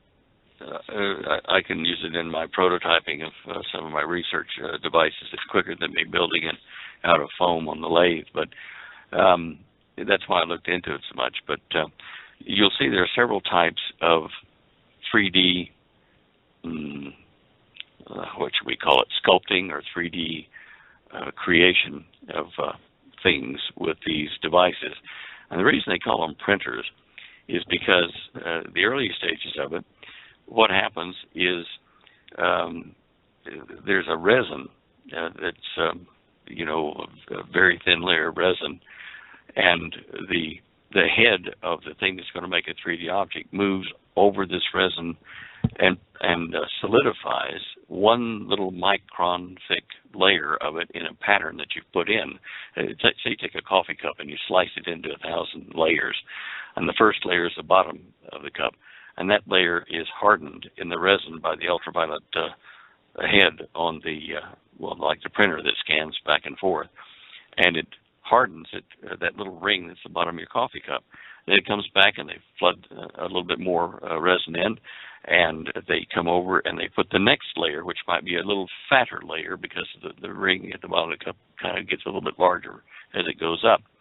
and they do that layer by layer, and after 1,000 layers, they've got a cup. Right. And they've now developed ways to do it with metal, so you can have titanium or gold or various other types of metal objects that are built up, kind of like little groups of atoms at a time, and bonded together to make a solid metal object, which you can make spare gear parts, you can make all kinds of spares, and all you got to do is have one of those printers in your country or your state, and someone can send it over to that one from another country even, and you can replicate a real part that way. Organs, human organs, that's really an interesting thing, but all they do is they scan an object, whether it be living or whether it be solid, just inanimate. They scan it and they slice it, like horizontal like a tabletop slice, and they slice it into very fine layers, and they build it up like a CAT scan, or would do, because if you look at your CAT scans, it's layers, slices of images taken through your body, and if you were to take a CAT scan and make very fine, like a tenth of a millimeter slices through a person's body, which they've done, then you can get an image of the bone structure, and you can tell the 3D printer, okay, print out this guy's insides, his skeletal structure, his organs, and everything else. And they'll have a model of your internal organs and your bones that they can actually reach into after it's solidified and pull out things and say, okay, here's how big the heart is, it's next to this aorta, or here's a bullet wound, and here's where the actual bullet is. And they can feel it, see it, and they know when they go in with their laparoscopes or whether they go in with open surgery, right where to go, what angle, what tools they need to get in and solve the issue. So I just think that this process is really just marvelous. It is the beginning of the Star Trek replicator.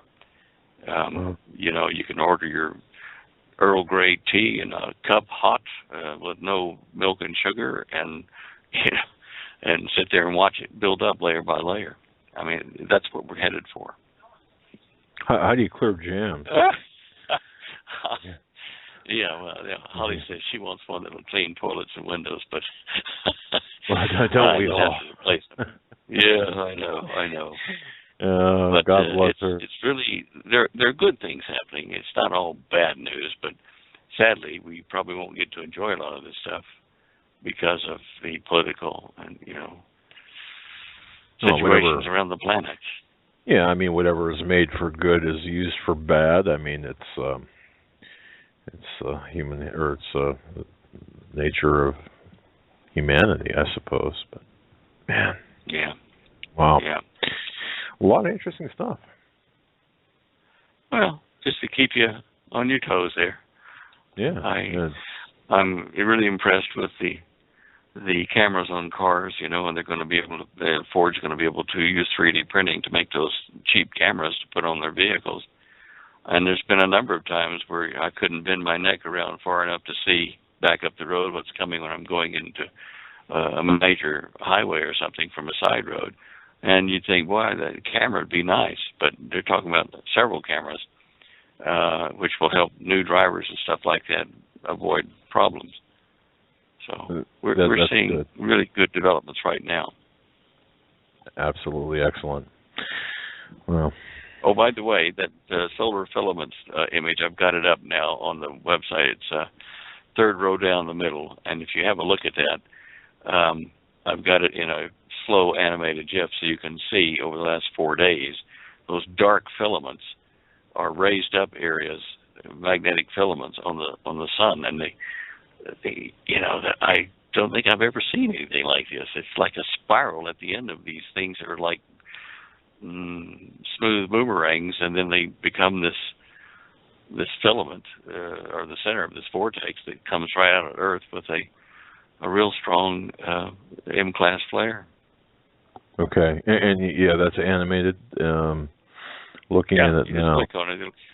You can click on it, and I don't think it's all animated, but it's a slow animation that you can stop. It's only like 4 pictures, and just look at those black lines and see what I'm talking about and know that that's unusual. The sun Okay. is doing something different. It's weird.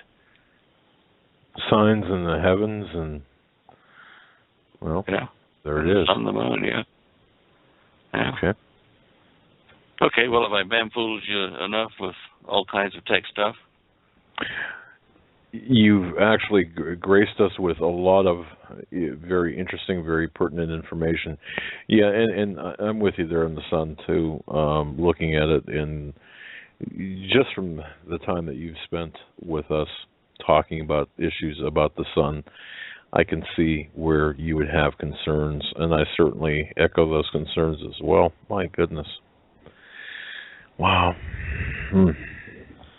We appreciate your time, Stan, and all the work you put in and Holly puts in, and we thank you for being around and showing up every week. Well, thank you guys for doing what you do every day of the week, and for the people that write those questions in that I can't answer sometimes.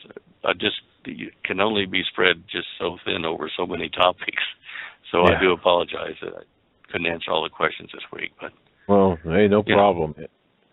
And folks, Dare to Prepare. That's the go-to reference for your physical preparations, preps of all types. Holly Deyo and Cosmic Conspiracy. Yep, fantastic. Stan's book, excellent insight on the Bible and prophecy and where we're at, what's going to happen.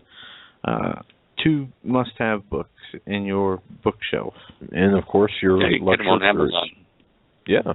You can get them on Amazon as well, and the lecture series on Eden is there. And there's growing interest in that location of Eden thing over there. I hope that these guys get it all together and organize the film crew and stuff so we can go over there and film in the Garden of Eden. The government over there is finally getting interested, which I guess I was impatient to get people jumping up and down and hollering hoorah last year in July when I discovered it, or June. But now then I'm seeing signs of people saying themselves do the reason, the way they buy, the way they purchase their product and package their product. And when I say package, I'm talking about putting different items with the order. So visit AmericanSurvivalWholesale.com, living truly up to their name, American and Survival and Wholesale. Can't think of a better name. Wholesale prices, survival products, American at heart, American made, American manufactured, American based, AmericanSurvivalWholesale.com. Christian-owned, veteran-owned, and our partners proud to have them. AmericanSurvivalWholesale.com. Don't forget about honest-to-goodness-toffee.com. I hope everybody who ordered their father toffee for Father's Day got it and their fathers enjoyed it. And if you want a gift just because or something good to snack on, honest-to-goodness-toffee.com is your go-to place for toffee. They have all organic ingredients. It is melt-in-your-mouth toffee, top of the line, honest-to-goodness toffee. Yeah, we got so many, folks, we get so many emails, satisfied customers from both American Survival Wholesale, Honest to Goodness Toffee, all of our people. Yeah, Health Masters. My goodness. So support those who are partners in this broadcast. Please do that. You're helping yourself and helping us and helping them and helping a lot of people when you do that.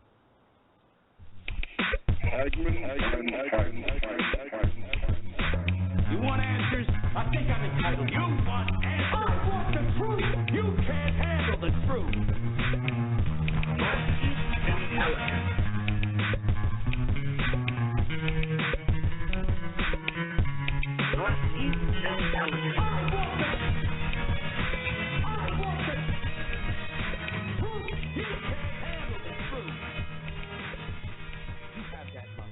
And welcome back, ladies and gentlemen, to our third and final hour on this Tuesday, June 23rd, 2015. We're going to be taking your phone calls this hour and hitting a little bit of news. You know, before we take your phone calls, I just want to say this. The Obama trade deal that is destined to pass. It's a Trojan horse, ladies and gentlemen. It's disguised as free trade. you know, what's in it is seditious, it's treasonous, and everyone that passed this or is supporting it or is saying they like it and it's not going to hurt, it's going to be good for America, is should be held up or should be really tried for treason, because gone will be our national sovereignty. Did you see that they're even trying to push new bills to fill in the gaps of jobs that will be lost over the trade? Oh, it's ridiculous. Yes, you know, look, Obama has been working on this TPP agreement for the last 5 years, all under the cover of darkness. And Bush has been working on it since 2006 and beyond. Yes, absolutely. Look, this is not a partisan. This is not Democrats versus Republicans, because otherwise, I mean, you've got Democrats going against Obama, people saying, well, what's that about? And then you got Republicans. No, these are liquidators versus liquidators. Exactly. Thank you for that. Oh, very succinct. This is bad for America, bad for our sovereignty. This is the final nail in the coffin. That good for China. Good for. Yeah. Well, everyone should be concerned about this. Not Bruce Bella Jenner or whatever his name is. This is one of the issues that will be lay the groundwork and is laying the groundwork for not only the destruction of our republic, but for the creation of a single global governance.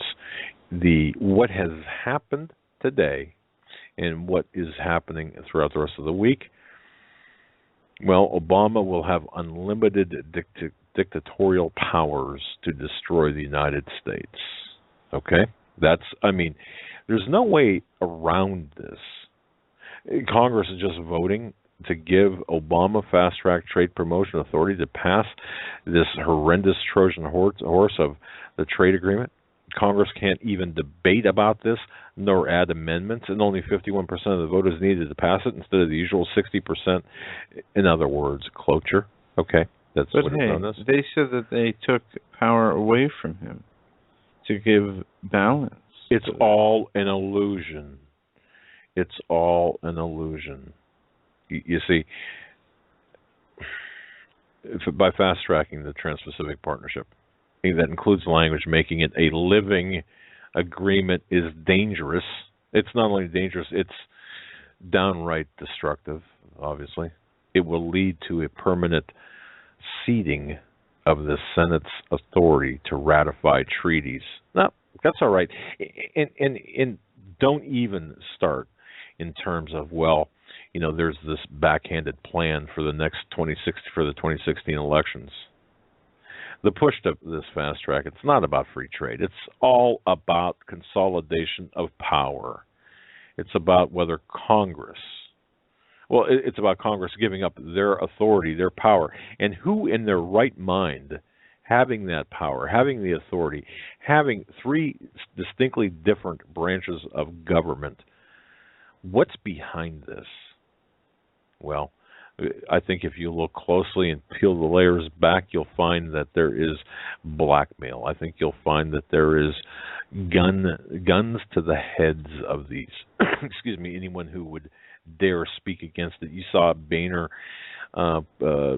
bully Chavez to knock out Madison on one of the, or was it Madison? On one of the post positions. What you're seeing here is nothing more than a mafia, globalists against everyone else. And you know, and here's something that no one else is talking about. You'll not hear that. I have not heard any alternative media talk about this. I think if you pull the layers back on this, you're going to find Heinz Kissinger. That's right. Heinz Alfred Kissinger. I really do. Go back to who's Heinz? Henry. I was going to say, Heinz. He was born. he was born Heinz Kissinger. And if you go back in time, you will see that Kissinger was behind the opening of China. You'll see, in fact, a great book to get if you're, and you can download this online. Very simply search for Kissinger, The Secret Side of Our Secretary of State. Now, this book is dated 1976 to be exact, written by Gary Allen. Just go ahead and search Kissinger, The Secret Side of Our Secretary of State, and read that book. You'll find out exactly what this individual is all about, and the influence that he has exerted, and the man that this wolf in charge of protecting the sheep. And you know, right at the same time, we also have we're awaiting the decision by the Supreme Court on homosexual marriage. And I want to make an announcement. I have gotten many alternative names for that, as I requested last time we spoke about this, and I've been going through each and every one of them. I've printed numerous ones out. We're still looking at the emails. Thank you for those emails. In other words, requesting some sort of, as we call Obama, Barry Soetoro is a real name, Barry Soetoro, renegade in chief, because of renegade being his Secret Service name. Kind of a quirky phrase, not president, not putative president, but renegade in chief. So too are we looking for a kind of a pithy descriptive phrase for homosexual marriage, which is an oxymoron by itself. But here we have the sovereignty of the United States getting just blown out of the water by the sellouts, and don't even think that you're protected, Republicans, Democrats. And I laugh at 2016. We're going to get them in 2016. How'd that work out for you in the last 2, 3, 4, 20 elections? Huh? How'd that work out for us? Real fine, right? It didn't. It would. I mean, it didn't, but it wouldn't have mattered. It wouldn't have. Well, it doesn't matter, because there are two parties, us and them. And you see them, the 535 dweebs, plus the 9 robed renegade judges, and the occupants of the Oval Office, which they're going to have to take a fire hose to the White House and the Capitol. Really, they're going to have to take a fire hose in order to. It's going to take weeks to fumigate the Capitol and the White House. It really, and the Supreme Court. It's going to take. It's going to take longer than we've got. It really is, because what they've done to this country and what we've allowed them to do is obscene, seditious, treasonous, and I don't want to rant. I really don't. I don't mean to rant. You can tune in other places, and I mean, it's not about ranting. It's about in this case righteous anger. And I think that if you don't have the righteous anger, I don't think you're paying attention. And that's why the first hour we brought Ryan Sorba on. And if you missed the first hour, folks, Ryan Sorba took some covert videotape. Homosexual militants. Now, I know. I'm going to get all sorts of emails. They don't bother me, I guess, but I acknowledge them only because the homosexual militants out there, the activists who are really militant behind this homosexual agenda are vicious. They're absolutely vicious. See, you speak the truth. And Coach Dave Dobmeyer says this, when I can never get it right. Truth becomes hate speech because people hate the truth, or when okay, so when people hate the truth becomes hate speech. There you go, and so I know the blowback on this, and I know, and folks, you don't have to worry about Ryan. He's very well protected, and the investigative work product that he has that he has done is very well spread out. So, I got a couple of emails, people saying, Ryan opened his mouth before, putting out the video. Trust me, the video will come out regardless. And, it speaks to not just the immorality, but the debauchery and the militancy behind this agenda, which we're getting hit from all sides. You're getting hit from the sovereignty side, smashing our national sovereignty. You're getting hit from the morality, the God side, the anti-Christian side, and I'll say this too. Maybe next year at this time, maybe next year at this time, we won't be able to speak out or speak about homosexual marriage because it'll be a hate crime. Maybe next year at this time, there won't be a program like this because it'll be unlawful to talk about things like this because we don't want to inflame the sentiment. We don't want to offend those people, offend the sensibilities of the perverse. And I say perverse deliberately. Because what will come out on that video, trust me when I say this, it's perverse. It's beyond perverse, and it's sickening. It's repulsive. It's repugnant. In the tolerance, and I saw a video earlier. I don't know who put this out. I don't even want to go there because it's just it. But look, we're in a position right now where the very salvation or the very future of our country is at stake. And I'm not so sure. I'm not so sure if we're going to make it as a country. I'm not so sure if we're going to make it to the next election. I'm not. And somebody had sent me an email saying that I sounded sad about not being able to leave the country. I'm not sad at all. I'm sad about the state of our country. God hasn't given me the urge to flee, leave, do something from somewhere else. I've got no desire to go anywhere. And you know what? I'll bet you 95%, 98% of our listeners out there, you people listening to this, would it be practical for you to leave the country? Probably not. You got family, you've got to take care of. You've got bills to pay. You can't. It's just not practical. And those people who do flee, leave, run, whatever, think they're running away. They're going to run from this? Yeah, you're not going to run from this. You're not going to run from what's coming. So that's why, in being behind enemy lines, if that's where God puts us, then we fight together, don't we? We're all in this together. You're not alone. I don't care if you live alone. I don't care if you live with 50 people and you feel alone. You're not alone. The other thing I want to mention, too, all of this news can get really pretty hot and heavy and weigh you down. And,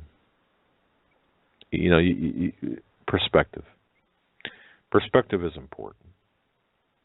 And sometimes when things get too overwhelming or seems like too overwhelming, you've got to know where to turn, and of course Christians know where to turn. A good book, folks, Prepare for Persecution. I was talking to Greg Jackson today, and Greg Jackson said, if the Supreme Court rules in favor of homosexual unions, it's our duty as Christians to push on our governors and magistrates and the officials not to ignore, it's a law against God is no law at all. It's not a legitimate law. Let me just grab his book here, page 65, I think, 40 things to teach your children before you die. Real quick here. Okay, here it is. St. Thomas Aquinas, any law contrary to God's law is no law at all. St. Peter, we must obey God rather than man. Sir William Blackstone, no enactment of man can be considered law unless it conforms to the law of God. Page 65, chapter 31. God has defined right and wrong. That from 40 Things to Teach Your Children Before You Die. I was talking to Greg earlier today about what you do. You know, okay, so what happens to Christians who are subjugated by some Supreme Court decision, and it's not law. It's not law. No, Greg says no. It's Doug. You know, in fact, I think if he was here, he would smack me upside the head with his book. It's not law at all. Because anything law contrary to God's law is not a law. There's no law at all. So we press on the governors. But what do you? And I said, but what do you do? What do we do as people? What do we do? Like, you know, just the average guy, the average woman, the average person out there. What do we do? You know what he said? He says, well, I think you know the answer to that. Maria Canise wrote a book, Prepare for Persecution. Yeah, prepare for persecution. That's what you do. This isn't a sales pitch for Prepare for Persecution, but I'll tell you what, maybe it should be. Because the first part of that book tells you the problem, and the second part of that book tells you the answer. Along with Greg Jackson's book, 40 Things to Teach Your Children Before You Die. We're going to dig in, folks. We're in this together. This is a fight, you know. I'm not going to sugarcoat it, but I'm not going to yell and scream and rant and rave and say, hey, it's over. Because it's not over yet. I mean, Coach Dave Dobmeyer, America's coach. Hey, where there's still time left on the clock. Yeah, it might look pretty bleak, right? It might look pretty bleak. We might be down by a couple of touchdowns, and time's running out. Dobmeyer's America's coach, but who owns the team? God owns the team. It makes a big difference. Let's go to the phones. Let's hear what our listeners have to say tonight. We're going to go to area code 786. 786, we're going to start with you. You're live on the Hagmann Hagmann Report. Good evening, Doug and Joe. Hey. Talk to you guys again. Hey, I hope you guys are doing well tonight.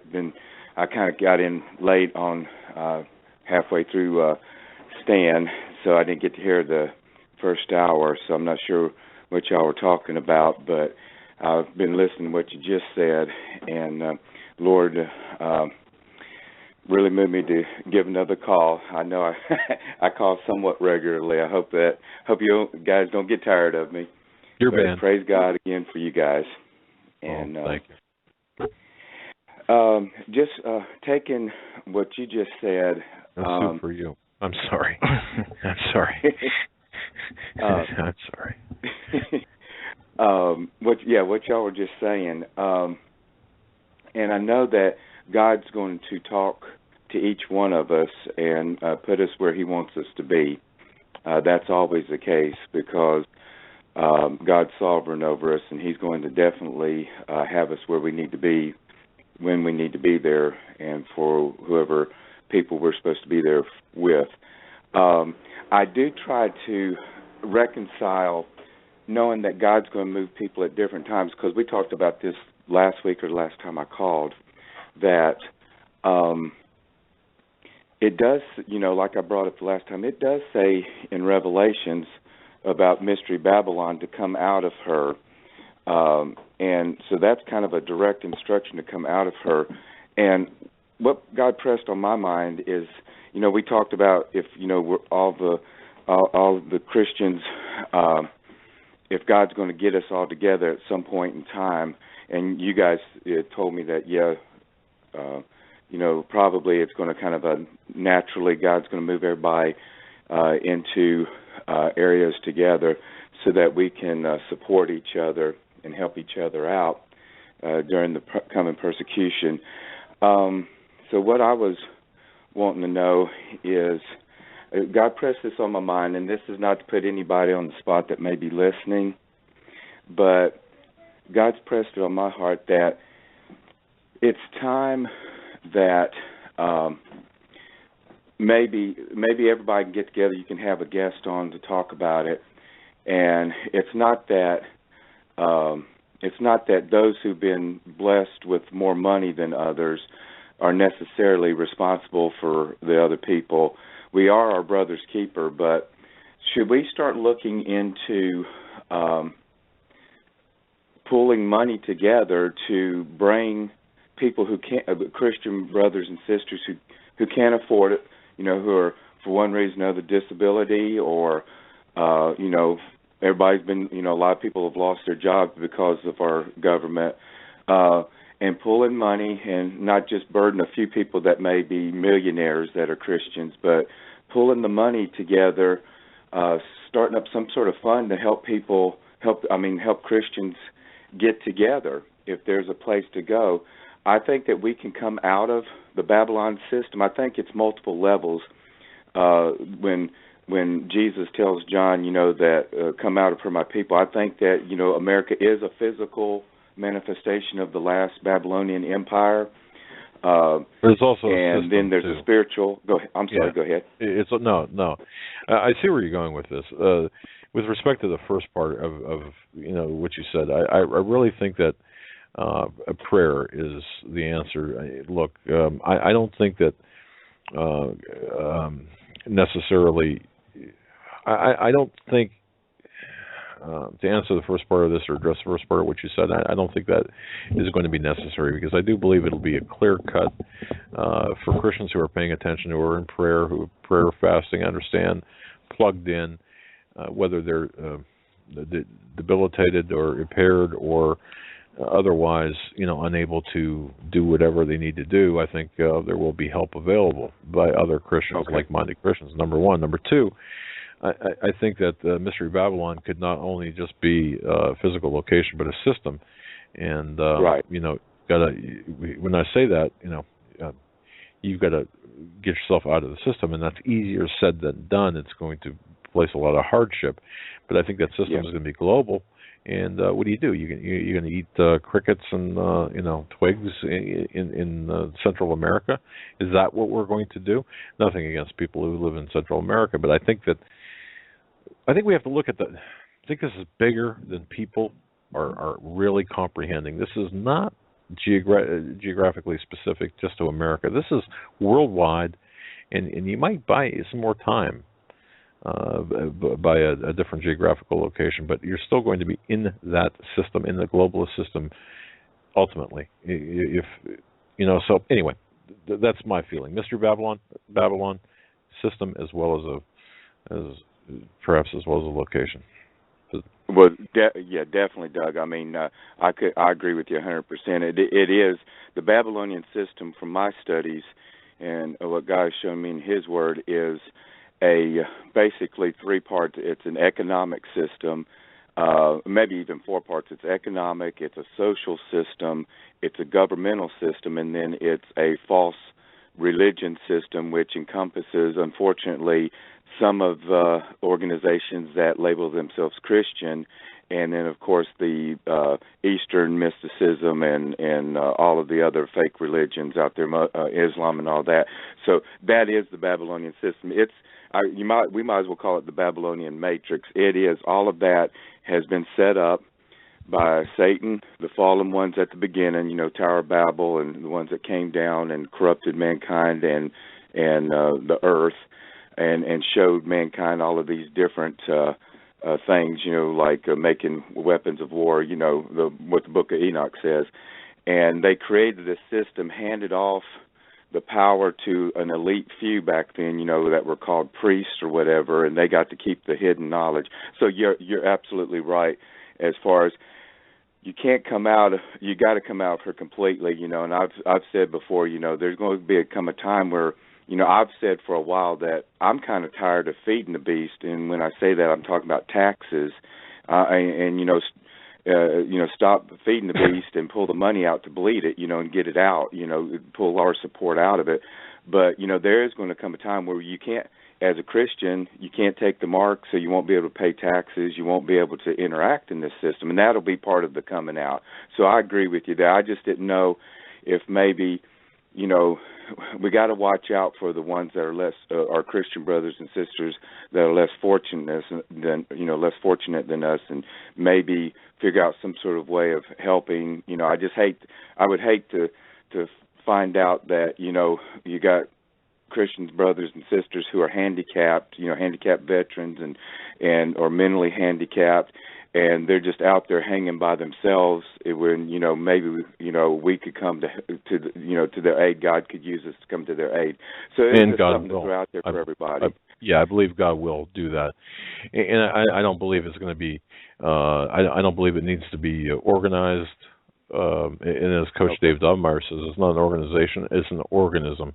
When he refers to the Salt and Light Brigade, and I think that's kind of the way it's going to turn out. It's going to be more of an organic movement that people will be helping their brothers in Christ and sisters in Christ. I do believe that, and I don't think it's going to be organized. But God bless you, man. Thank you. Yeah, a lot of good points. Well, thank you. And I did want to bring up one other thing. I don't want to hog the time, but I did want to bring out a part of what CERN, what's going on at CERN, and what's going on with Jade Helm. That is, they correspond with each other.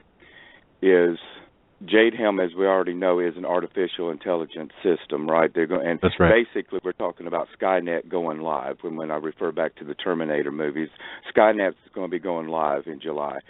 But they can. I'll just say this. I won't tell you what my exact specialty is as far as technology, but I will tell you this: AI cannot exist without a spiritual component to enable it. And when I say that, I'll let you guys go now, and I'm going to send y'all an email with some details.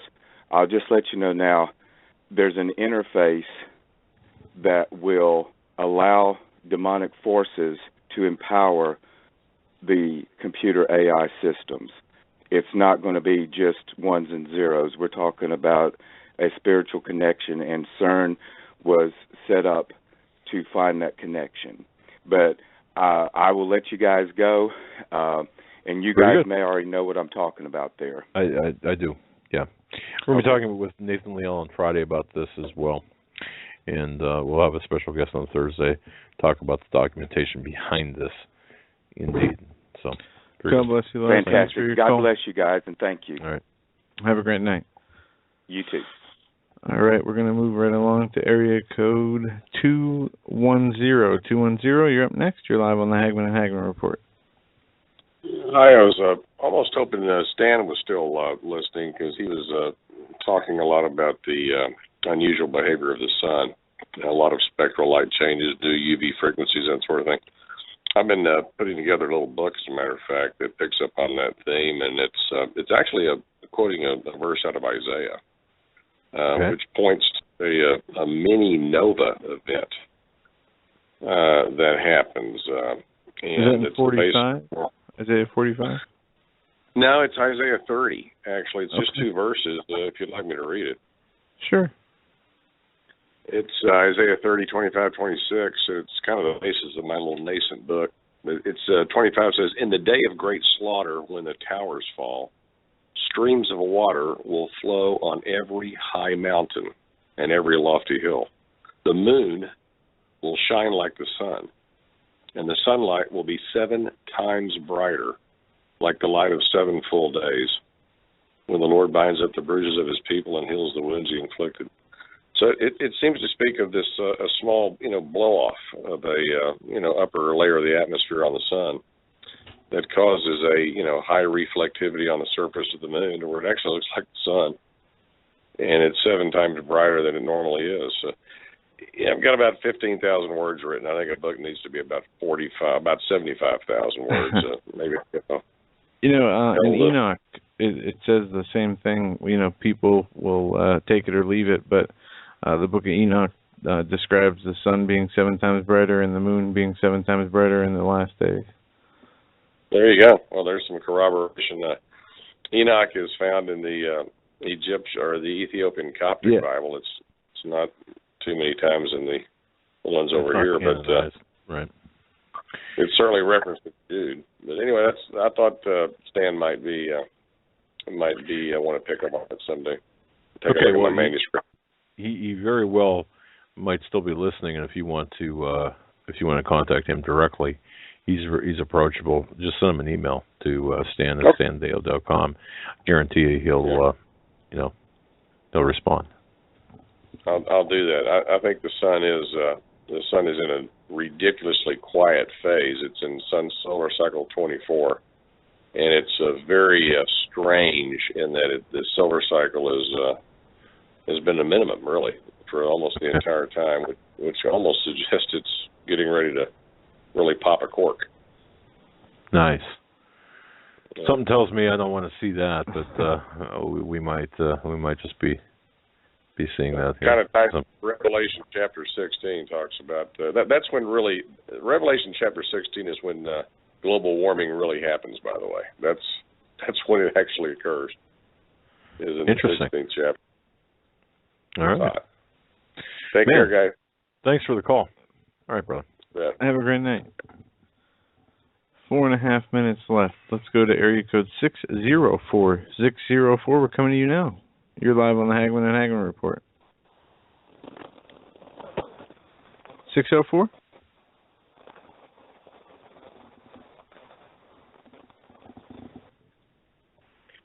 There we go.